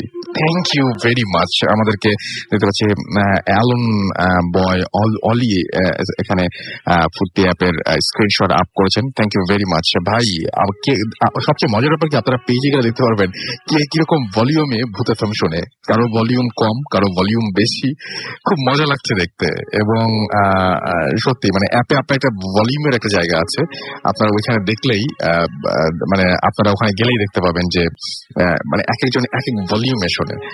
কেউ লো করে শোনেন, কেউ একদম হাই। মানে সাহস কার কত বেশি সেটা হচ্ছে এটা দেখে খুব মানে সহজে মনে হয় টের পাওয়া যায়। আরো অনেকেই আমাদের এখানে কিন্তু এই পোস্ট দেখতে পাচ্ছি যে আমাদের যে ফুর্তি অ্যাপে যে সেটা আপ করছেন। আমাদের কাছে মাহফুজুল ইসলাম অভি আমাদের এখানে আপ করেছেন, ডিজে সাব্বির আবির আমাদের এখানে করেছেন, সিরাজুল ইসলাম আমাদের এখানে দেখতে পাচ্ছি যে অ্যাপের স্ক্রিনশট আপ করেছেন। এছাড়াও আমাদের এইখানে আমরা যাদের দেখতে পাচ্ছি মানে মানে অসংখ্য মানুষজন আমাদের এটাতে সাড়া দিয়েছেন। থ্যাংক ইউ ভেরি মাচ ভাই আমাদেরকে এরকম ভাবে সাড়া দেওয়ার জন্য। এবং এত মানুষ যে অ্যাপ দিয়ে শুনছেন, একটু প্লিজ অ্যাপ মানে আপ করার সঙ্গে সঙ্গে আপনারা এটাও জানিয়ে দিবেন যে কে কোন জায়গা থেকে অ্যাপ দিয়ে শুনছেন। ফুর্তি পেজে পোস্ট দিতে না দিতেই এইখানে অসংখ্য মানুষ অ্যাপ যেমন ফজলের কি ফরাজি রবিন আমাদের এখানে লিখেছেন, অ্যাপ আপ করে দিয়েছেন। এমডি মনিরুজ্জামান রতন আমাদের এখানে অ্যাপটা করেছেন, আপ করেছেন। এবং আমাদের এখানে দেখতে পাচ্ছি মুস্তাক হোসেন মুবারক আমিত আমাদের এখানে আছেন এবং তিনি বাবরোড মোহাম্মদপুর থেকে শুনছেন অ্যাপ দিয়ে। অলরাইট, এবং তার ভলিউম ফুল ভলিউম দিয়ে শুনছেন। এছাড়াও আমি দেখতে পাচ্ছি এখানে আছেন সাইদ, এমডি সাইদ, সুমাইয়া, এবং আমাদের এখানে দেখতে পাচ্ছি আরো শুনছেন দীপ, এবং তিনিও অ্যাপ দিয়ে শুনছেন। তো থ্যাংক ইউ ভেরি মাচ। যদি আপনি চান তাহলে আপনি এই মুহূর্তে ফুর্তি অ্যাপ দিয়ে যদি শুনতে থাকেন আমাদের এই আজকের এই এপিসোডটা, তাহলে একটা স্ক্রিনশট নিয়ে সেটা আপ করে দিতে পারেন, কমেন্টের ঘরে গিয়ে আপ করে দিতে পারেন। আমাদের ফেসবুক পেজে যে কোনো একটা পেজে আপ করলেই হবে। রেডিও ফুর্তি যে মানে পেজটা রয়েছে www.facebook.com/radiofurti, www.facebook.com/bothfm.russell, যে কোনো একটা পেজে গিয়ে আপনি আপ করে দিতে পারেন। এবং আজকে আপনি বুঝতেই পারবেন যে রিয়েল পেজ কোনটা। রিয়েল পেজে ভরে গেছে আজকে ফুর্তির অ্যাপ দিয়ে। Thank you very much. আমরা চলে যাব এখন। আমাদের সঙ্গে আছেন আহমেদ বাবু। রাত ঠিক 1টা বাজে এখন। আপনারা শুনছেন রেডিও ফুর্তি, চলছে ভূত এফএম। আমার সঙ্গে আজকে মিউজিকে আছেন মাসুম, এবং এই কয়েকদিন অক্লান্ত পরিশ্রম করার পরে সামনে আপনাদের গুড নিউজ দিতে তিনি ছুটে বেড়াচ্ছিলেন, এবং সেই গুড নিউজটা আমরা খুব দ্রুত পাচ্ছি, তাই না? মাথা নাড়ছে, কথা বলবে না। যাই হোক, আমরা এখন যেটা করতে পারি সেটা ঘটনা চলে যেতে পারি বাবু ভাইয়ের কাছে। বাবু ভাই, আজকে আমরা একটা মানে কি ধরনের ঘটনা শুনবো বলেন?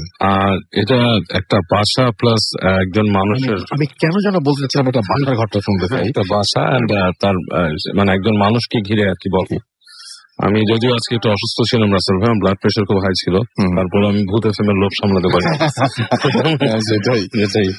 তো যাই হোক, ওই ঘটনার সাথে আমার নিজের কিছু সম্পৃক্ততা আছে, এবং বাট আমি মানে যে কারণে আর কি ইদানিং অনেকেই হয়তো আমাকে ফেসবুকে নক করেন, বলেন যে তাদের বাসা বা সামথিং সম্বন্ধে আমি যেতে পারি না। আমি সরি, কারণ এই ঘটনার পর থেকে আমি কিছুটা এমনিও আর কি এগুলো এড়িয়ে চলছি। কারণ আমি সমস্যা ফেস করছি এটাতে।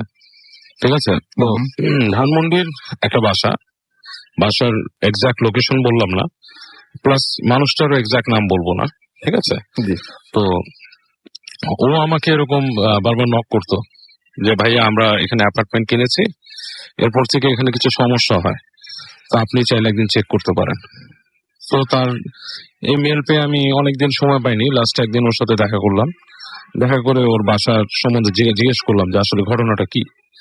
তো ফার্স্ট যে ঘটনাটা ও বললো যে ওরা যে বাসাটা উঠেছে, যে এই বাসাটা আগে একটা দোতলা বাসা ছিল, বেশ পুরনো, প্রায় আপনার 10 কাঠার উপরে বাসা, এবং আশেপাশে বেশ জায়গা ছিল, একটু লনের মতো ছিল। এবং বাসাটা কিনেছিল যার কাছ থেকে সেই লোকটা, তারা পুরো সপরিবারে বিদেশ চলে গেছে। এবং ওই বাসাটাতে এক সময় মানে একটা মানে পাগল টাইপের মেয়ে থাকতো আর কি, তার একটু মাথার সমস্যা ছিল আর কি। ওই যে বাড়িওয়ালা ছিল তার একটা সমস্যা ছিল আর কি, তার মেয়ের। তো যাই হোক সেটা সে পরে জানে। তো ওই বাসাটা ওঠার পর যেটা হয়, তো ওরা নাকি ওখানে উঠছে আস্তে ধীরে, মানে তখন একটা অ্যাপার্টমেন্ট হয়ে গেছে অলরেডি, এবং একটা ফ্লোরে ওরা থাকে, এখনো সেটা একটা অ্যাপার্টমেন্টই। তো একদিন রাতের বেলা ও ঘুমায় আছে, তো ও হঠাৎ করে ফিল করতেছে যে রুমের মধ্যে আনইউজুয়াল একটা টেম্পারেচার চেঞ্জ হচ্ছে আর কি, মানে বেশ গরম। সেখানে তার কাঁথা লাগার কথা না, তার রুমে এসি চলছে না। তো সে আস্তে ধীরে আপনার কাঁথাটা টেনে, তার কাঁথার একটা ফিল হচ্ছে আর কি। এক পর্যায়ে সে চাদর গায়ের মধ্যে পেঁচায় নিছে, পেঁচায় নিয়ে শুয়ে আছে। কিন্তু তারপর সে চিন্তা করতেছে যে বাইরে তো বেশ গরম, এরকম লাগার কথা না, কেন এরকম ঠান্ডা লাগছে। তো সে বুঝতে পারছিল না। তা এক পর্যায়ে সে খেয়াল করলো যে তার যে অ্যাটাচড বাথরুম ছিল, বাথরুমের দরজাটা খোলা, আচ্ছা, এবং মানে সে জায়গাটা বেশ মানে হলো টাইপের লাগছে। তো ও মনের অজান্তে একটু মানে অস্বস্তি ফিল করা শুরু করে। আর এমনিও রাতের বেলা দেখা যাচ্ছে যে আমরা বাথরুম জিনিসটাকে অনেকেই মানে একটু এড়াই চলি আর কি, হ্যাঁ, ওই জায়গাটাকে মানুষ একটু অন্যরকমই দেখে। তো সে যেহেতু একা থাকতো, তো সেই জিনিসটা নিয়ে একটু মানে টেন্স মানে ফিল করে যে এই জায়গাটা এরকম কেন, বাথরুমটা তো আমি মনে করছিলাম যে আমি দরজা টেনে দিছিলাম, রাইট। এরকম কিছু। তো যাই হোক, তো সে এক পর্যায়ে আর সহ্য করতে না পেরে ওঠে, ঘুম থেকে উঠে সে ঘরের মধ্যে হালকা আলো আসছিল জানলা দিয়ে, তো সে আর কোনো লাইট জ্বালানোর বদল করে না। তো সে সরাসরি বাথরুমের গেটে যায়, যে সুইচ টেপে দেখে বাথরুমে আলো জ্বলছে না। তখন সে কি করে, হাতড়ে তার পাশ থেকে তার মোবাইল ফোনটা ছিল, সে মোবাইল ফোনটা নেয়, মোবাইল ফোনটা থেকে লাইটটা মানে জাস্ট ফ্ল্যাশ লাইট অন করতে পারে না, জাস্ট লাইটের আলোটা ফেলে। তো ফেলে যেটা সে দেখে রাসেল ভাই, সেটা সে মানে খুব স্টান হয়ে যায়। কারণ সেই বাথরুমে সেই লাইক কমোডের পাশে একটা মেয়ে দাঁড়ানো ছিল, মেয়েটা দাঁড়ায় আছে, চুল টুল মানে এক পাশে ফেলানো, এবং সে দেখতে পায় যে ওই মেয়েটা তার মুখটা কমোডের মধ্যে ঢুকায় ফেলে। ঠিক আছে, কমোডের মধ্যে ঢুকায় ফেলে, এবং মানে লাইক উইদিন মিলি সেকেন্ড সে আর কিছু দেখতে পায় না। তো এটা দেখে ও প্রচন্ড শকড হয়ে যায়, চিৎকার করে ওঠে বাসার মধ্যে। আচ্ছা, তো চিৎকার করে উঠেও ওর এই চিৎকার শুনে কেউ কিন্তু বাসায় আসেনি। ফর সাম রিজন রাত হয়ে গেছিল, বা মোস্ট প্রবাবলি বাসার অন্য রুমগুলো এতটা দূরে ছিল, কেউ হয়তো খেয়াল করেনি। তো সে একসময় ধাতস্থ হয়ে ফিরে আসে, এসে বাথরুমের দরজাটা লাগায় ঘুমায় পড়ে। তো এরপর থেকে ওইখানে সে সমস্যা ফিল করতে থাকে। ফিল গুলো হচ্ছে এরকম রাসেল ভাই, যে ওর রুমে নক হতো, মানে ও গেট লাগায় রাখলে ওর রুমের মধ্যে মনে হয় টক টক টক টক টক টক করে কেউ নক করতেছে। আচ্ছা, এবং সেই নক গুলো শুনলে ও আবার জিজ্ঞেস করতো কে, সে জিজ্ঞেস করতো তার মার নাম ধরে, আম্মু, মানে কোনো রেসপন্স আসতো না। তো সে এরকম করে দু একদিন দাঁড়ায় যে খেয়াল করছে যে দরজার পাশে কি আর শব্দ পায় কিনা, দেখার কোনো শব্দ পায় না। তো এক পর্যায়ে ওর বাপ মার কাছে শেয়ার করে, মার কাছে শেয়ার করে ফেলছে। তোর মা ওকে বলে দোয়া টোয়া পড়ে ঘুমাবি, কিন্তু এখন আসলে আছে একটা জেনারেশনে দেখবেন যে এই জিনিসগুলোর প্র্যাকটিস অনেকটাই কমে গেছে আসলে, রাইট। ঠিক আছে। রাত্রেবেলা গান টান শুনতো, সে ওইটা খেয়াল করতো না। তো যাই হোক, কিন্তু সে ভয় পাওয়া শুরু করে কন্টিনিউয়াসলি। আচ্ছা, তো এনিওয়ে সামহাউ সে অনেকের কাছে এরকম কথাবার্তা শোনে, এবং সে আমাকে বেশ নক করে মাঝে মাঝে। তো একদিন সে আমাকে যখন নিজে দেখা করলো, ঘটনাগুলো বললো, তো আমি খুব একটা কিউরিয়াসিটি ফিল করি নাই, কারণ আমার কাছে জিনিসগুলো খুব সিলি মনে হতো রাসেল ভাই। তো ওর একটা রিকোয়েস্টে আমি একদিন ওর বাসায় যাই, বাসায় যেয়ে মানে আমি দেখার চেষ্টা করি আসলে ব্যাপারটা কি। আচ্ছা, ঠিক আছে, এবং আমি সভাপতি আর কাউকে ওখানে যেতে বলিনি, কারণ আমি এটা জিনিস আলটিমেটলি ফাইন্ড আউট করছি যে একসাথে 3-4 জন মিলে যে কখনো কোনো কিছু করা যায় না, দেখা পাওয়া যায় না।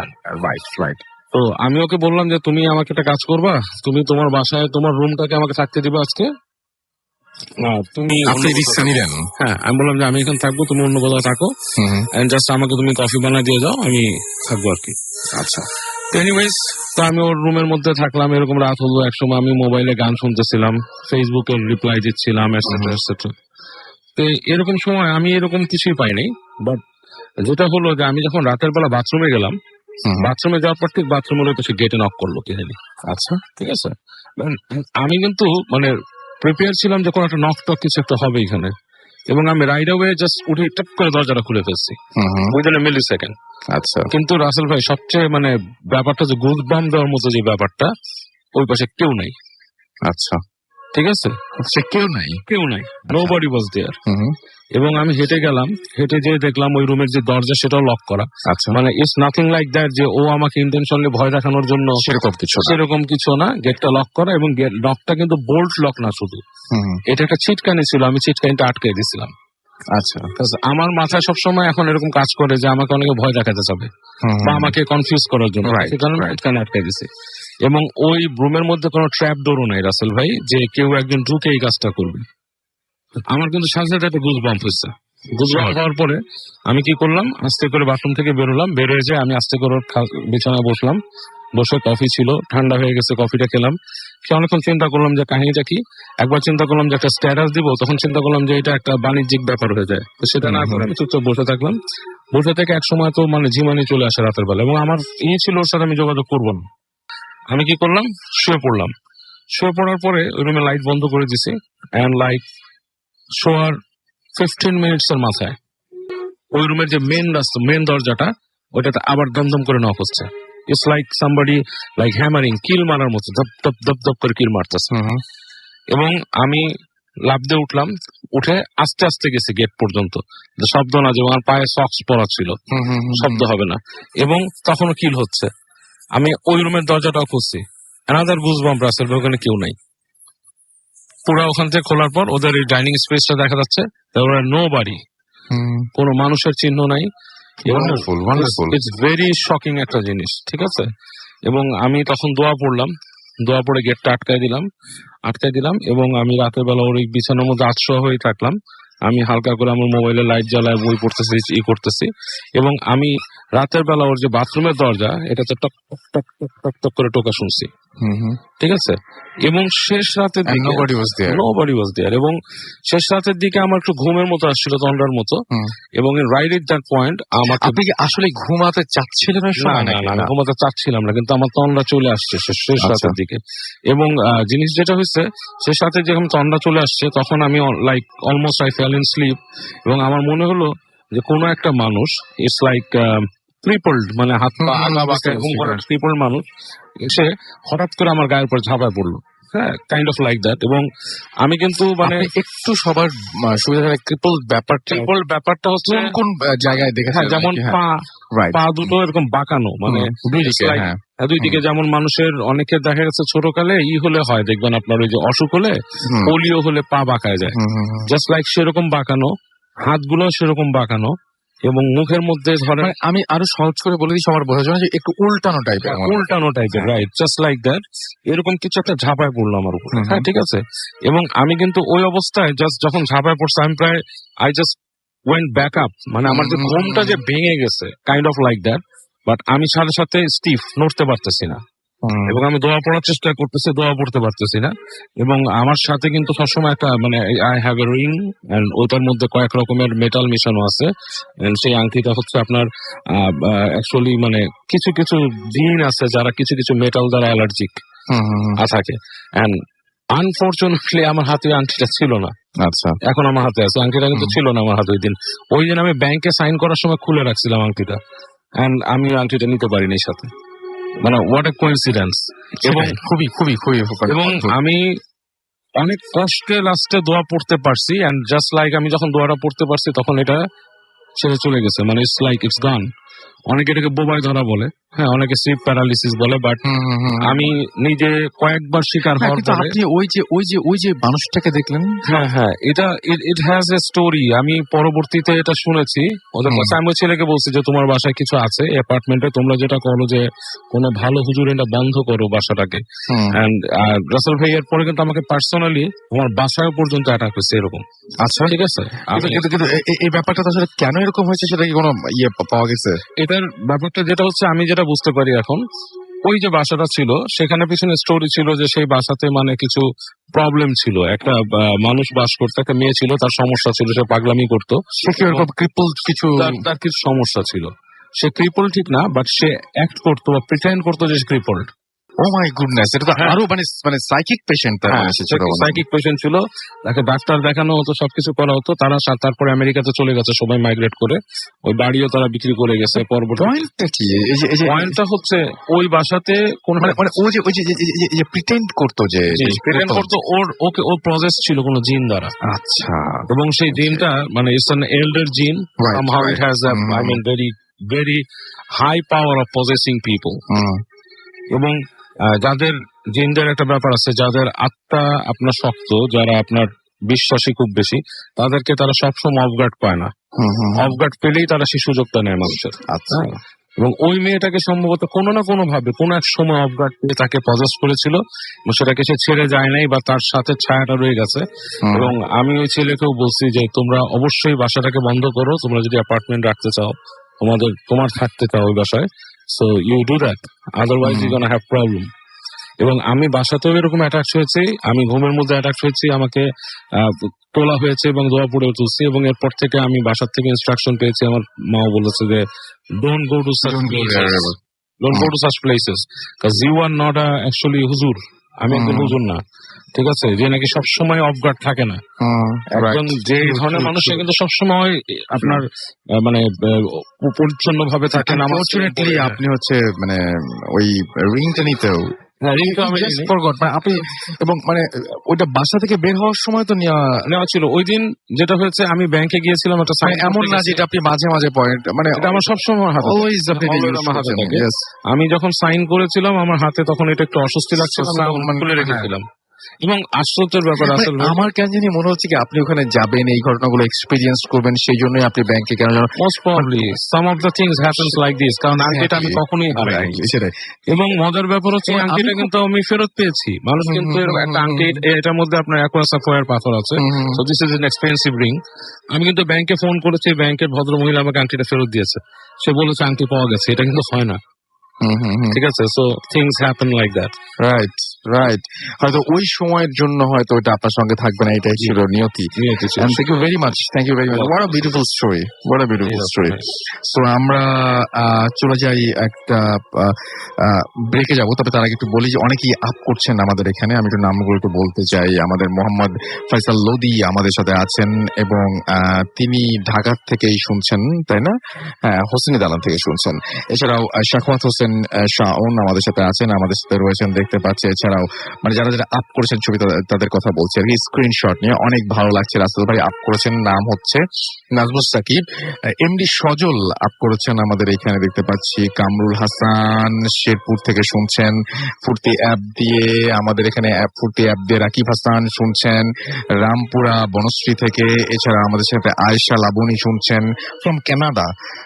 এছাড়া আমাদের সাথে আছেন লাবণী, অনেক অনেক অনেক অনেক থ্যাংকস আমাদের সঙ্গে থাকার জন্য, অনেক দূর থেকে শুনছেন। আমাদের সত্যি এই জিনিসগুলো অনেক বেশি ভালো লাগে। ইস্তিয়াক অর্ণব আমাদের সাথে আছেন, আমাদের সাথে রয়েছেন দেখতে পাচ্ছি এমডি সারওয়ার জাহান রাজু। এছাড়াও তামিম আহমেদ আমাদের সঙ্গে আছেন, শুনছেন ফুর্তি অ্যাপ দিয়ে। আমাদের সঙ্গে রয়েছেন সম্রাট, আমাদের সঙ্গে রয়েছেন দেখতে পাচ্ছি রাজবীর আহমেদ রাজভি চুয়াডাঙ্গা থেকে আমাদের সঙ্গে আছেন। শারিয়া আহমেদ শিপন অ্যারেক্স মালয়েশিয়া থেকে আমাদের সাথে আছেন। আমাদের সাথে রয়েছেন সোহেল রানা অ্যাপ দিয়ে শুনছেন। প্লিজ সবাই জানাবেন কোথা থেকে শুনছেন। সিঙ্গাপুর থেকে শুনছেন সুমন জয় আমাদের সঙ্গে। এছাড়াও হাসান মিশু আমাদের সঙ্গে আছেন। আমাদের সঙ্গে রয়েছেন দেখতে পাচ্ছি রক্তহীন জুয়েল কাতার থেকে শুনছেন। ইন্ডিয়া থেকে শুনছেন আমাদের সাথে রয়েছেন বিল্লা মোল্লা। এছাড়াও মিজান চৌধুরী আছেন আমাদের সাথে শুনছেন কুয়েত থেকে। ও মাই গড, আমার সাথে আছেন দেখতে পাচ্ছি নাজমুর রাজু। এছাড়াও আমার সাথে রয়েছেন দেখতে পাচ্ছি Tahsin listening from Punjab India in loudspeaker. Thank you very much. Thank you very much. Thank you. আমার মানে আমি রিয়েলি আমি গ্রেটফুল আপনাদের কাছে যে বলার সঙ্গে সঙ্গে আবার স্ক্রিনশট নিয়ে আপনারা পাচ্ছেন। Thank you very much, thank you. আমরা বুঝতে পারছি কতখানি ভালোবাসা আপনাদের আমাদের জন্য, ভূত ফিল্মের জন্য। And we love you. আমাদেরকে এছাড়াও কাল্পনিক বয় প্লাবন আমাদের সঙ্গে SMS করেছেন। And I am from China. Nice story today. Raihan Parvez লিখেছেন সৌদি আরব থেকে শুনছেন লাইভ। অলরাইট, আমাদের সাথে আছেন দেখতে পাচ্ছি। এছাড়াও ইফতেখার আনাম মাইজদি কোট নোয়াখালী থেকে আমাদের সঙ্গে আছেন দেখতে পাচ্ছি। জাহিদ হাসান তানভীর রহমান আমাদের সাথে আছেন, বগুড়া থেকে শুনছেন তিনি। আমাদের সঙ্গে রয়েছেন দেখতে পাচ্ছি ফুল সাউন্ড দিয়ে শুনছেন হোসেন শিশির। এছাড়া আমাদের সঙ্গে রয়েছেন পিয়াস খান এবং তিনি ধানমন্ডি 15 থেকে অ্যাপ দিয়ে শুনছেন। রেজওয়ার কবির আমাদের সাথে আছেন। আমার বাসায় ওয়াইফাই থাকলে থাকে না যে অ্যাপ দিয়ে শুনলাম, এটা হয় কিন্তু আসলে অনেকেই এটা করেন। আমাদের সাথে রয়েছেন দেখতে পাচ্ছি কামব্যাক রকি, এছাড়া আমাদের সাথে HR সুমেন আমাদের সাথে আছেন, আমাদের সাথে রয়েছেন উচ্ছ্বাস, আমাদের সঙ্গে রয়েছেন নাইম তালুকদার, তানভীর রাফিন, ও মাই গড কত নাম, সারা রাত শেষ হয়ে যাবে আজকে। সজ্জাদ হোসেন আমাদের সাথে আছেন, আমাদের সাথে রয়েছেন MD মীর তানভীর, আমাদের সাথে রয়েছেন অর্থহীন, এছাড়া আমাদের সাথে রয়েছেন দেখতে পাচ্ছি আচ্ছা আমাদের সাথে রয়েছেন অফুরন্ত বিকেল, আমাদের সাথে রয়েছেন জাহিদ হাসান, প্রিন্স আরিফ আমাদের সাথে আছেন, আমাদের সাথে রয়েছেন পলাশ কুমার, এছাড়াও আরো অনেকে আমাদের সঙ্গে রয়েছেন। And thank you very much যারা আমাদের সঙ্গে আছেন। আশা করছি পুরোটা সময় আমাদের সঙ্গেই থাকবেন। আমরা ছোট্ট একটা বিরতি যাবো, বিরতির পরে আবারও ফিরে আসছি। সেই পর্যন্ত প্লিজ স্টে টিউনড রেডিও ফুর্তি এন্ড ডোন্ট স্টপ দ্য ফুর্তি। Bhoot FM. The night comes alive with Carmen Fawn.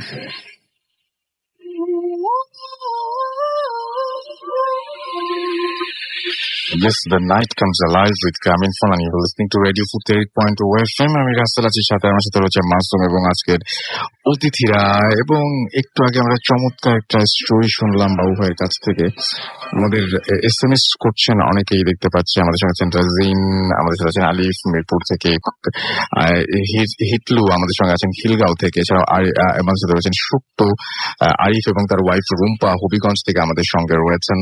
এবং ওয়েলকাম ব্যাক ফারনান। বাহ, চমৎকার ফারনান, কিন্তু চমৎকার স্টোরি বলে এবং আজকেও চমৎকার স্টোরি বলেছেন। এবং থ্যাংক ইউ ফারনান ওয়ান্স অ্যাগেন।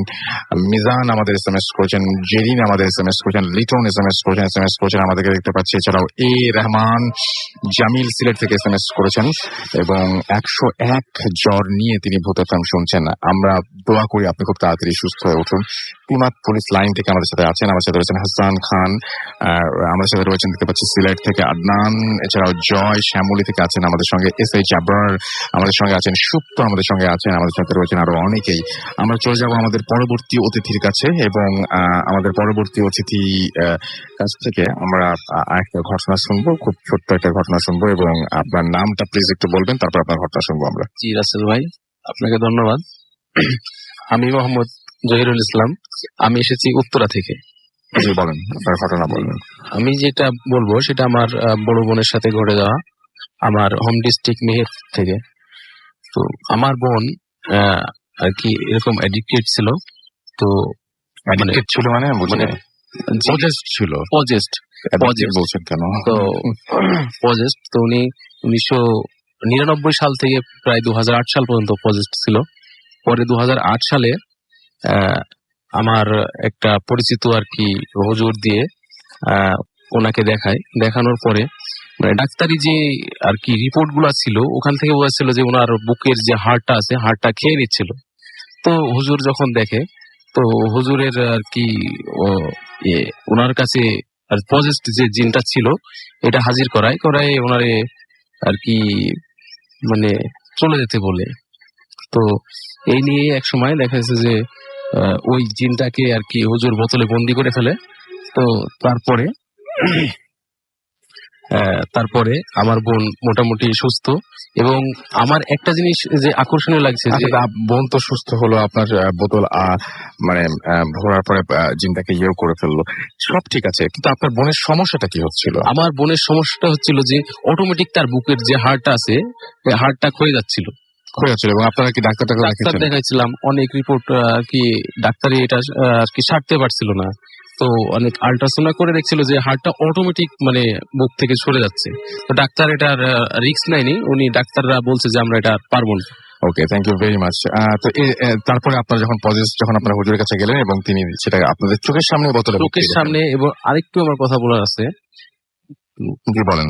এটা হচ্ছে কি যে হুজুরের যে আরেকটা জিন ছিল, হুজুরের আপনার হলো কি যে গোলাম আর কি, উনি ওই যখন আমার বোনের উপরে ওর গোলামটাকে হাজির করলো তখন আমি যে প্রেসক্রিপশন এবং আল্ট্রাসোনোগ্রাফির যে রিপোর্ট আছে এইগুলো নিয়ে ওনার কাছে বলছিলাম যে আসলে এই যে হাড়টা ক্ষয়ে যাচ্ছে আসলে এটা এখন কি সমাধান হয়েছে। পরে বললো যে হ্যাঁ, ওই যেই জিনটা পজেসড ছিল উনি এই হাড়টাকে খেয়ে নিচ্ছিল এবং ধীরে ধীরে এই রোগীকে মৃত্যুর দিকে ঠেলে দিচ্ছিল।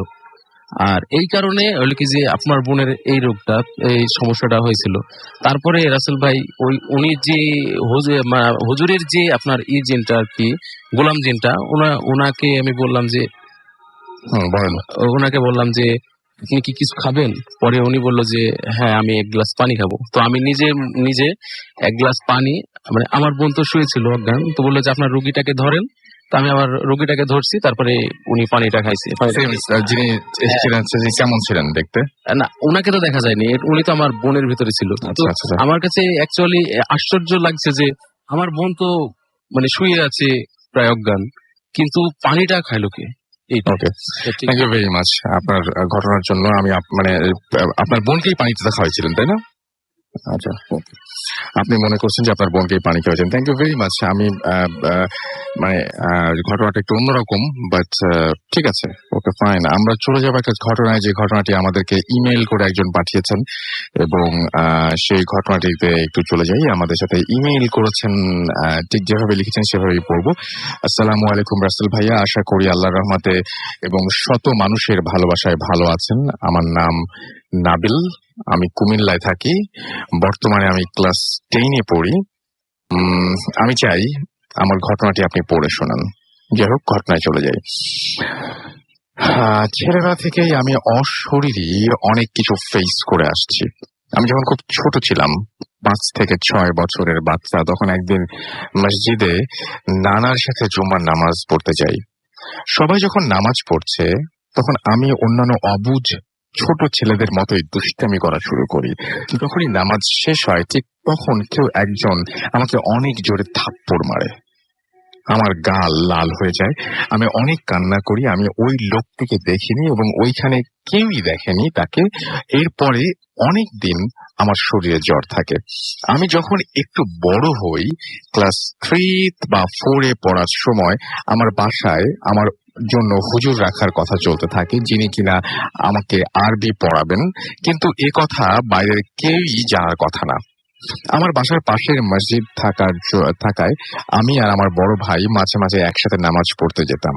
এমনি একদিন আমি আর আমার ভাই মসজিদে নামাজ পড়তে যাই। আমার ভাই মসজিদে অজু করতে ঢোকেন এবং আমি বাইরে দাঁড়িয়ে থাকি। এমন সময় আমার হুজুরের মতন দেখতে একজন লোক এসে আমার হাত ধরে এবং আমাকে হাসিতে জিজ্ঞেস করে, হুজুর লাগবে? আমি তাকে কিছুই বলিনি, যেহেতু ছোট ছিলাম তাই আমিও তাকে দেখে হেসে দেই। কিন্তু হঠাৎ আমার বড় ভাই এসে আমাকে জিজ্ঞেস করে, কিরে, কার সাথে কথা বলছিস? আমি সামনে তাকিয়ে যেই বলতে লাগলাম ওনার সাথে, তখন দেখি আমার সামনে কেউ নেই। তখন থেকে এই পর্যন্ত আমার সাথে অনেক কিছুই হয়নি, কিন্তু মূল ঘটনা শুরু হয় এই বছর থেকে। আমার সাথে নানা ধরনের ঘটনা ঘটতে থাকে। আমি রাতে খারাপ স্বপ্ন দেখতে থাকি। আমি স্বপ্নে দেখি একটা বোরকা পরা মহিলাকে, এবং আমি যখনই তাকে দেখতাম তখনই ঘুম থেকে উঠে যেতাম, এবং যখনই ঘুম থেকে উঠে যেতাম তখনই দেখতাম যে রাত 3টা বাজে। আমার সাথে এমন প্রতিদিন হতে থাকে। স্বপ্নে বোরকা পরা ওই সেম মহিলা আমি দেখতে থাকি। এক সময় আমি আমার বাবাকে নিয়েও খারাপ স্বপ্ন দেখতে শুরু করি। আমি আমার মাকে সবকিছু শেয়ার করলেও মা আমাকে বিশ্বাস করতে চাইতেন না। মাঝে মাঝে একলা ঘুমালে মনে হতো আমার বাবা আমাকে জড়িয়ে ধরে শুয়ে আছে, কিন্তু আমার বাবার অফিস ছিল চাঁদপুরে, তাই সপ্তাহের 5 দিনই তিনি ওইখানে থাকতেন। আমার শরীর আস্তে আস্তে খারাপ হতে থাকে। আমাকে কেউ বিশ্বাস করতে চায় না। আমি সত্যি খুব খারাপ অবস্থায় থাকি। যখন রোজা শুরু হয়, তখন আমি বোরকা পরা মহিলাটিকে সত্যিকারের দেখতে পাই, এবং সেম যেমন স্বপ্নে দেখি, সেই মহিলাটি তার বোরকার সামনে সবসময় ঝুমকি টাইপের কিছু নকশা করা থাকতো। আমি আরো ভয় পেতে থাকি। আমি ভয় রাতে ঘুমোতে পারি না। আমার এত খারাপ অবস্থা হয়ে যায় যে আমি ফজরের আজান আগ পর্যন্ত ঘুমাতে পারতাম না। ফজরের আজান দিলে মনে কি যেন এক রকমের স্বস্তি অনুভব হতো, এবং আমি সত্যি অনেক খারাপ অবস্থায় ছিলাম। কিন্তু একদিন রাতে আমার বাবা মাও ব্যাপারটা বুঝে যান। প্রতিদিনের মতো সেদিনও আমি ভয়ে ঘুমাইনি। ওই দিন রাতে কে যেন আমার চোখ দিয়ে, কেন যেন আমার চোখ দিয়ে পানি বের হতে থাকে। আমি আমার পড়ার টেবিলে বসেছিলাম, আমার চোখ দুটি লাল হয়েছিল। হঠাৎ আমার বাবা রুমে এসে আমাকে এই অবস্থায় দেখে কিছু না জিজ্ঞেস করে আমাকে শুয়ে যেতে বলল। আমি তার কথা মতো শুয়ে গেলাম। তিনি আমার পাশে বসেছিলেন এবং আমার মাথায় হাত বুলাতে থাকেন। হঠাৎ কে যেন বাসার কলিং বেল দিল। আমি ভয় পেয়ে যাই। ঘড়িতে তাকিয়ে দেখি রাত তখন 3টা, পুরোপুরি 3টা। আমার বাবা তাড়াতাড়ি বিরক্তি ভাব নিয়ে দরজা খুলে ফেলেন। খুলে দেখেন কেউ নেই আশেপাশে।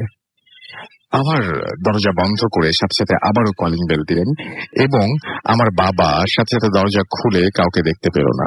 আমার বাবা খুব ভয় পেয়ে গেলেন। তিনি তারপর এসে আমার পাশে চুপ করে বসে থাকলেন। আমি ভয়ে একটুও ঘুমাইনি।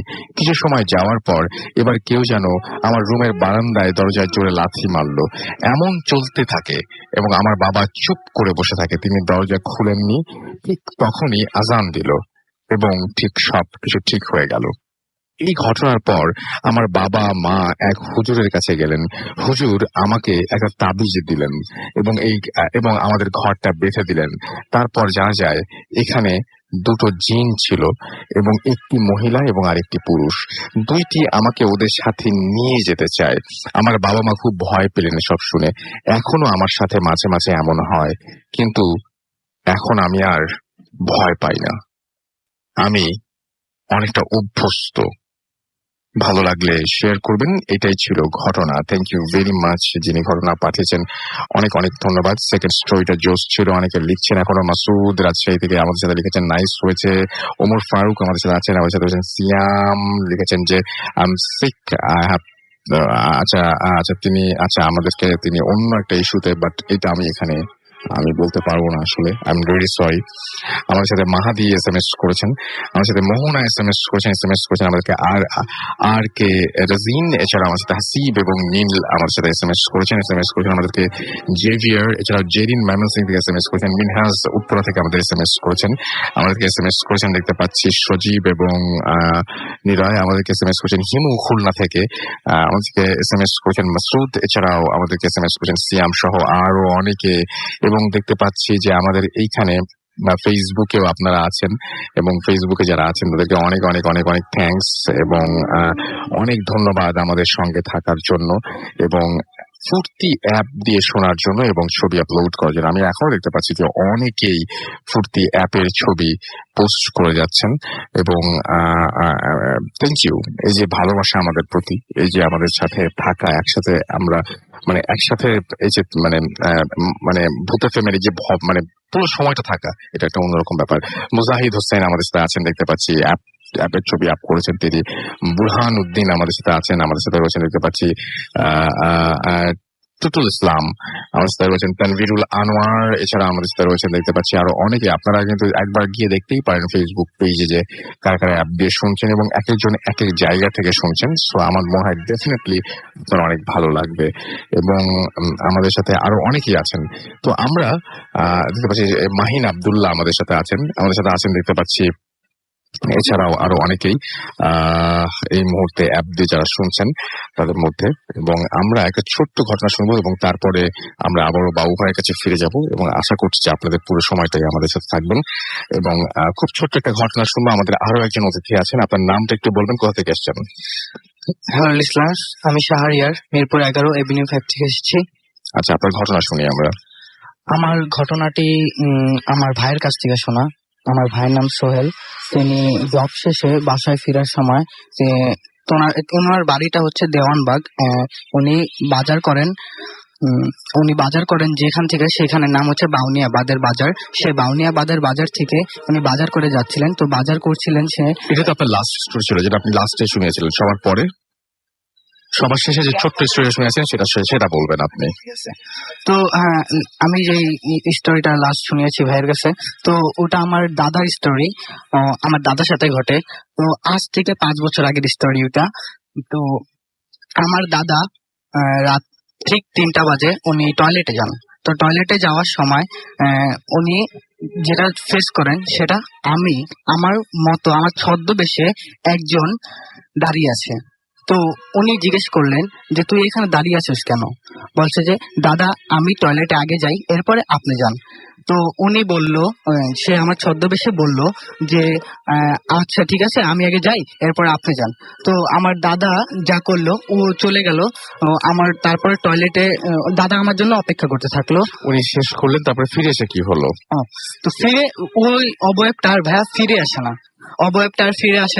অবয়বটা করে কি অনেকক্ষণ লাগে। তো দাদা কি করছে, আমি ফিরে না আসায় সে টয়লেটে যায়, দেখে যে আমি আছি কিনা, দেখে কেউ নাই। তো সে খুব ভয় পায়, কিছু না করেই তাড়াতাড়ি ওনার রুমে প্রবেশ করে।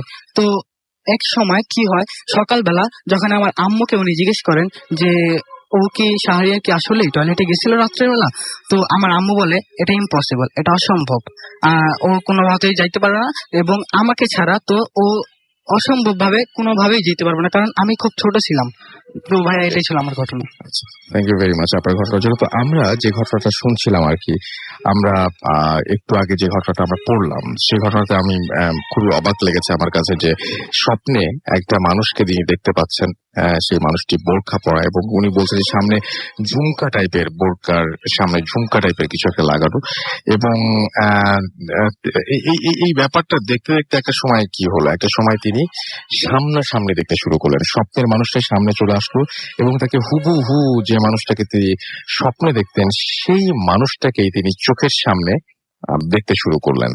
এবং ফ্যামিলি মেম্বারদেরকে যখন নিজের সেফটির জন্য ফ্যামিলি মেম্বারদের সঙ্গে থাকতে চাইলেন, সেই সময় তিনি আরো অদ্ভুত ব্যাপার হলো যে সেই সময় তিনি খুব আজব ভাবে লক্ষ্য করলেন যে তার বাবাও সেম জিনিসটা এক্সপেরিয়েন্স করলো। তো এখন ব্যাপারটা হচ্ছে যে এই মহিলাটাকে কেন দেখলেন, কে এই মহিলা, এবং আপনি এইরকম কোন একজনের উপস্থিতি এই মুহূর্তে আপনার ঘরে পছন্দ করবেন কিনা? আমি শিওর যে কেউই পছন্দ করবেন না, এবং এরকম কোনো কারণ নাই। বাট তারপরেও মানুষ পছন্দ না করলেও অনেক কিছু ঘটে যায়, এবং সেরকম কোনো কিছু যদি ঘটে কেমন লাগবে একবার জাস্ট চিন্তা করে দেখুন, এবং যিনি ঘটনাটি পাঠিয়েছেন তার অবস্থাটা কেমন ছিল সেটা একবার একটু ভেবে দেখুন। যাই হোক, আমরা চলে আসছি ছোট বিরতিতে, ফিরে আসছি বাবু ভাইকে নিয়ে। সেই পর্যন্ত আমাদের সঙ্গে থাকুন। স্টে টিউনড, রেডিও ফুর্তি, এন্ড ডোন্ট স্টপ দ্য ফুর্তি। Booth FM. The night comes alive with Gramin Song.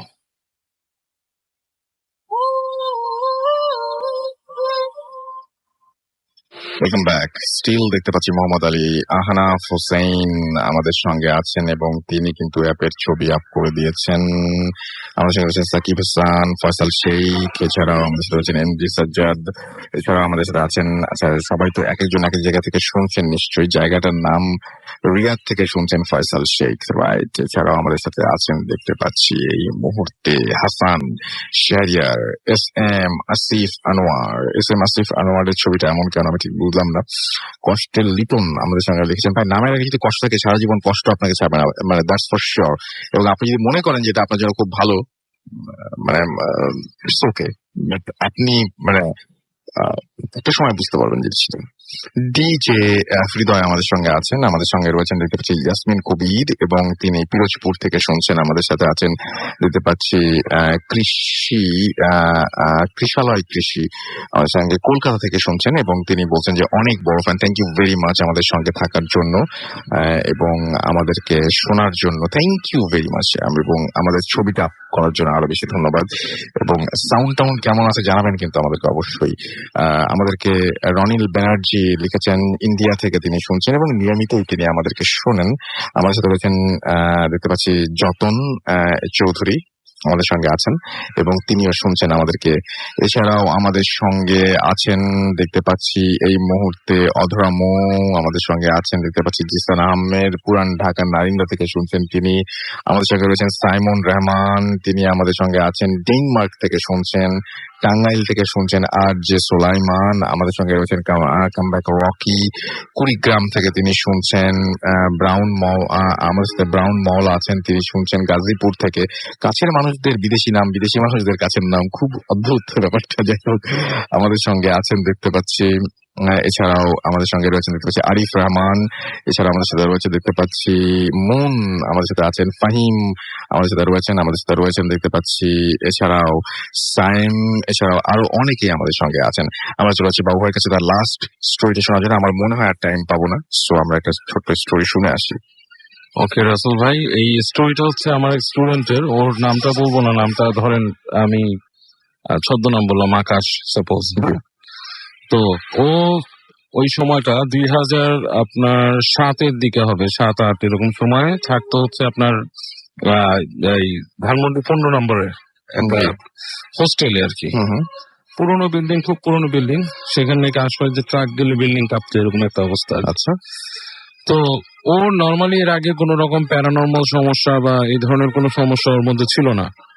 ও যখন ওই বিল্ডিংটাতে যায়, ওখানে ওঠে, তো ওঠার পরে ওখানে ও রাতের বেলা ঘুমাতো, ছাদে উঠতো, সিগারেট খেত, মানে ইয়াং ছেলে পেলেদের যে অভ্যাসটা আর কি। হ্যাঁ, বারান্দায় বসে চা খেতো, নিচে চলে আসতো। তো ওই বিল্ডিং এর দারোয়ান ছিল। আচ্ছা, দারোয়ান ওকে বলতো আর কি যে ভাইয়া একটা কথা বলি, আপনারা তো জোয়ান ছেলে পেলে, কথা শুনেন না, ছাদে উঠেন না, ছাদে এরকম রাত্রে উঠেন না। কেন, ছাদে উঠলে কি হয়েছে? বলে উঠেন না, ছাদটা ভালো না। ঠিক আছে, তো কথা ও দারোয়ান বলছে, ও শুনে নাই, জিনিসটা ইগনোর করছে। তো ও ছাদে ঠিক মতোই যেত, বাসায় আসতো। তো কিছুদিন পর ও একটা জিনিস টের পায় যে ওর কেমন জানি বুকের মধ্যে ব্যথা করে কিছুটা। আচ্ছা, মানে he fell like a chest pain. ও মনে করে এটা হয়তো সিগারেট বেশি খায় বা কোনো কারণে এসে, মানে ওই কার্ডিয়াক কোনো ব্যাপার স্যাপার। তো রুমের মধ্যে জিনিসটা ইগনোর করে থাকে। তো ওই যে দারোয়ান যে আছে, দারোয়ানটা কেউ একসময় বলে যে চাচা আমার বুকে ব্যথা, সিগারেট জিজ্ঞেস করে যে সিগারেট খাবেন না, আইনা দিব, বলে যে না আমার বুকে ব্যথা, ভয় পেয়েছে। তো বলতেছে, দারোয়ানটাকে বলতেছে যে আপনার একটা কথা বলি, আপনি যে কিছু শুনেন না, আমরা তো মুরব্বী মানুষ, এই যে আপনি যে মানে ঘুমান, আপনি কি শার্ট খুলে ঘুমান? বলে কেন শার্ট খুলে ঘুমানো, শার্ট পরে ঘুমানোর মধ্যে সমস্যা কি? এমন তো না, ফ্যানের বাতাস লাগের জন্য। বলে না, কিছু ব্যাপার আছে, এটা মুরব্বীরা বলে, এটা শুনেন, শার্ট খুলে ঘুমাইতে না করে। শার্ট খুলে যদি কেউ ঘুমায়, খারাপ জিনিস বুকের দিকে নজর দেয়, এরকম কথা বলে। তো বলা পর ওর কাছে জিনিসটা সিলি লাগে। ঠিক আছে, ও মনে করে যে এটা একটা কি, ও হাসাহাসি করে জিনিসটা উড়া যায়। সো হোয়াট হ্যাপেন, ও কথাটা শোনার পরে ওখানে থাকে। তো একদিন ছাদের মধ্যে বসে আছে, ছাদের মধ্যে বসে বসে আপনার ওই সিগারেট খাচ্ছে, করতেছে। তো ওর কাছে মনে হলো যে কিছু একটা ওর পিছন থেকে আসছে, পিছন থেকে এসে ওর ঘাড়ের মধ্যে হাত বুলাচ্ছে আর কি। তো স্যান্ডো গেঞ্জি পরা ছিল, ফট করে তাকায় দেখে কিছুই নাই। তো ওখানে ওই মানে ছাদের মধ্যে যখন আনইজি ফিল করো, চলে আসে, এসে আপনার নিজের বিশ্রামের মধ্যে বসে রাতের বেলা ঘুমায়। তো ঘুমের মধ্যে একদিন তার ঘুম ভেঙে গেছে আর কি। তো ঘুম ভেঙে যাওয়ার পরে ও দেখে যে ওই যে ওদের ওখানে জানলা ছিল, পুরানো জানালা, ওই জানালার মধ্যে কিছু একটা বসে আছে, পা দুটো ঝুলানো, বেশ লম্বা পা, জানলা থেকে বেশ নিচে চলে আসছে, তাকায় আছে, এবং ওর দিকে তাকায় আছে মনে হচ্ছে। জিনিসটা চোখটা যদি বোঝা যাচ্ছে না, ওর দিকে তাকায় আছে এক দৃষ্টিতে। তো জিনিসটা দেখে খুব ভয় পেয়ে যায়, ভয় পেয়ে চুপচাপ, মানে কোনো সাউন্ড করে না, চুপচাপ শুয়ে থাকে। এরপর থেকে ও শার্ট পরা শুরু করে, ওখানে শার্ট পরে ঘুমায়। বাট ওর বাড়িতেও যখন যায় ছুটিতে, বাড়িতে যাওয়ার পর ওই সেম জিনিসটাই সে দেখে, যে বাড়ির ওর মানে রুমের ভিতরে এরকম কিছু একটা আছে। তো ওর মাকে ঘটনাটা বলে যে আম্মা এরকম এরকম কাহিনী, আমি তো এরকম দেখছি, এরকম শুনছি এসে। তো ওর মা তখন জিনিসটা শোনার পর ওখানে ওনাদের ওখানে যে হুজুর আছে একজন, তার সাথে কথা বলে। তো বলার পরে হুজুর বলে যে আপনার ছেলে তো আসলে এমন কোথাও গেছে যেখানে থাকে, যে জায়গাটা খারাপ জিনিসপত্র আছে, এই জিনিসটা তার উপর কোনো একটা নজর করছে। আচ্ছা, আর এই কথা সত্য যে যেগুলা খারাপ জিনিস, এরা মানুষের ভিতরে জীবনী শক্তি খেয়ে ফেলে, এদের ভিতরের মধ্যে এই জিনিসটা আছে। তো যাই হোক, ওকে আপনার এরপর অনেক ট্রিটমেন্ট দেওয়া হয়। ট্রিটমেন্ট গুলোর মধ্যে অনেক ভয়ঙ্কর ট্রিটমেন্ট ছিল, যেমন ওকে বলা হয় যে গ্রামের 3 রাস্তার মোড়ে গায়ের মধ্যে কাঁচা হলুদ মাখায় নিয়ে যায়, নিয়ে যে ওখানে গোসল করতে যায়। তো সে গোসল করতে চায় না, এরকম 2 দিন 3 দিন, মানে বেশ প্রবলেমেটিক ভাবে ওর জিনিসগুলা মানে আপনার করে, মানে প্রবলেমেটিক ভাবে জিনিসগুলো ওর মানে সলভ হওয়ার পথে যায়, কিন্তু but it's a lot of problems he has to go through. তো ফাইনালি ও যখন না কেউ আমার কাছে আসে, মানে আমার এখানে পড়তো আর কি, তো তখন ও বলে যে স্যার, আমি এখনো অনেক কিছু ফিল করি যে এরকম আমার আশপাশ দিয়ে কিছু একটা থাকে, এবং আমি কখনোই মানে আপনার জামা খুলে থাকতে পারি না। আমি যদি খালি গায়ে ঘুমাই, something like stair at me or something like that. এবং আমি দিনে দিনে শুকায় গেছি, শুকায় যেতে যেতে ও আসলেও মানে লিক অ্যান্ড মানে স্কিন অ্যান্ড বোন ছিল, সে লিকে আচ্ছা বলতে, এবং হাতের মধ্যে তাবিজ পলা ছিল কতগুলো। এগুলোর মেডিকেল গ্রাউন্ডেও সে কোনো চিকিৎসা পায়নি, আচ্ছা। মানে he went to so many doctors, ডাক্তার হুম। তাকে অনেক রকম ওষুধ দিছে হুম। ই করার জন্য, এমনকি আপনি কবিরাজি চিকিৎসাও নিছে। তার মেটাবলিজমটাও যে এমন খুব বেশি তা না, সে কোনো কিছু খেয়ে ই করতে পারে না। আচ্ছা, সো এই প্রবলেম গুলো এই প্রবলেম গুলো আছে, এবং এটা মানে এই কাহিনীটা বলার উদ্দেশ্য হচ্ছে এটাই রাসেল ভাই, যে এই যে খারাপ জিনিস যেগুলা, সেগুলোর মধ্যে কিন্তু আসলেও কিছু জিনিস আছে যেটা আপনার জীবনী শক্তি খেয়ে ফেলে। আচ্ছা, okay, thank you very much, thank you. আমরা মোটামুটি আজকের প্রোগ্রামের শেষ পর্যায়ে চলে এসেছি, সুতরাং আমাদের হাতে আর সময় নেই। আমরা যাওয়ার আগে বলবো, যেটা ভালো এপিসোড ছিল আজকে আমি বলবো, এবং আমার যে ঘটনাগুলো ছিল সেই ঘটনাগুলোর ম্যাক্সিমাম ঘটনাই খুব অন্যরকম ছিল আজকে, স্পেশালি বাবার আগের ঘটনাটা, এছাড়াও ফারনানের ঘটনাটা অনেক প্রশংসা পেলাম, অনেকেই ভালো বলছিলেন। ফারনানের ঘটনা একদম ফার্স্টের ঘটনা চিন্তা করুন, একজন ভদ্রলোক যিনি মসজিদে একটা অদ্ভুত ঘটনা এক্সপেরিয়েন্স করেছেন। আমার মেইল দুটোর কথা চিন্তা করুন, একটা ওই যে বোরখার ঘটনা বললাম এবং আরেকটা ঘটনা যে বললাম, এই দুটো ঘটনার দুটো মেইল খুব অন্যরকম ছিল, যে মানে খুবই অন্যরকম।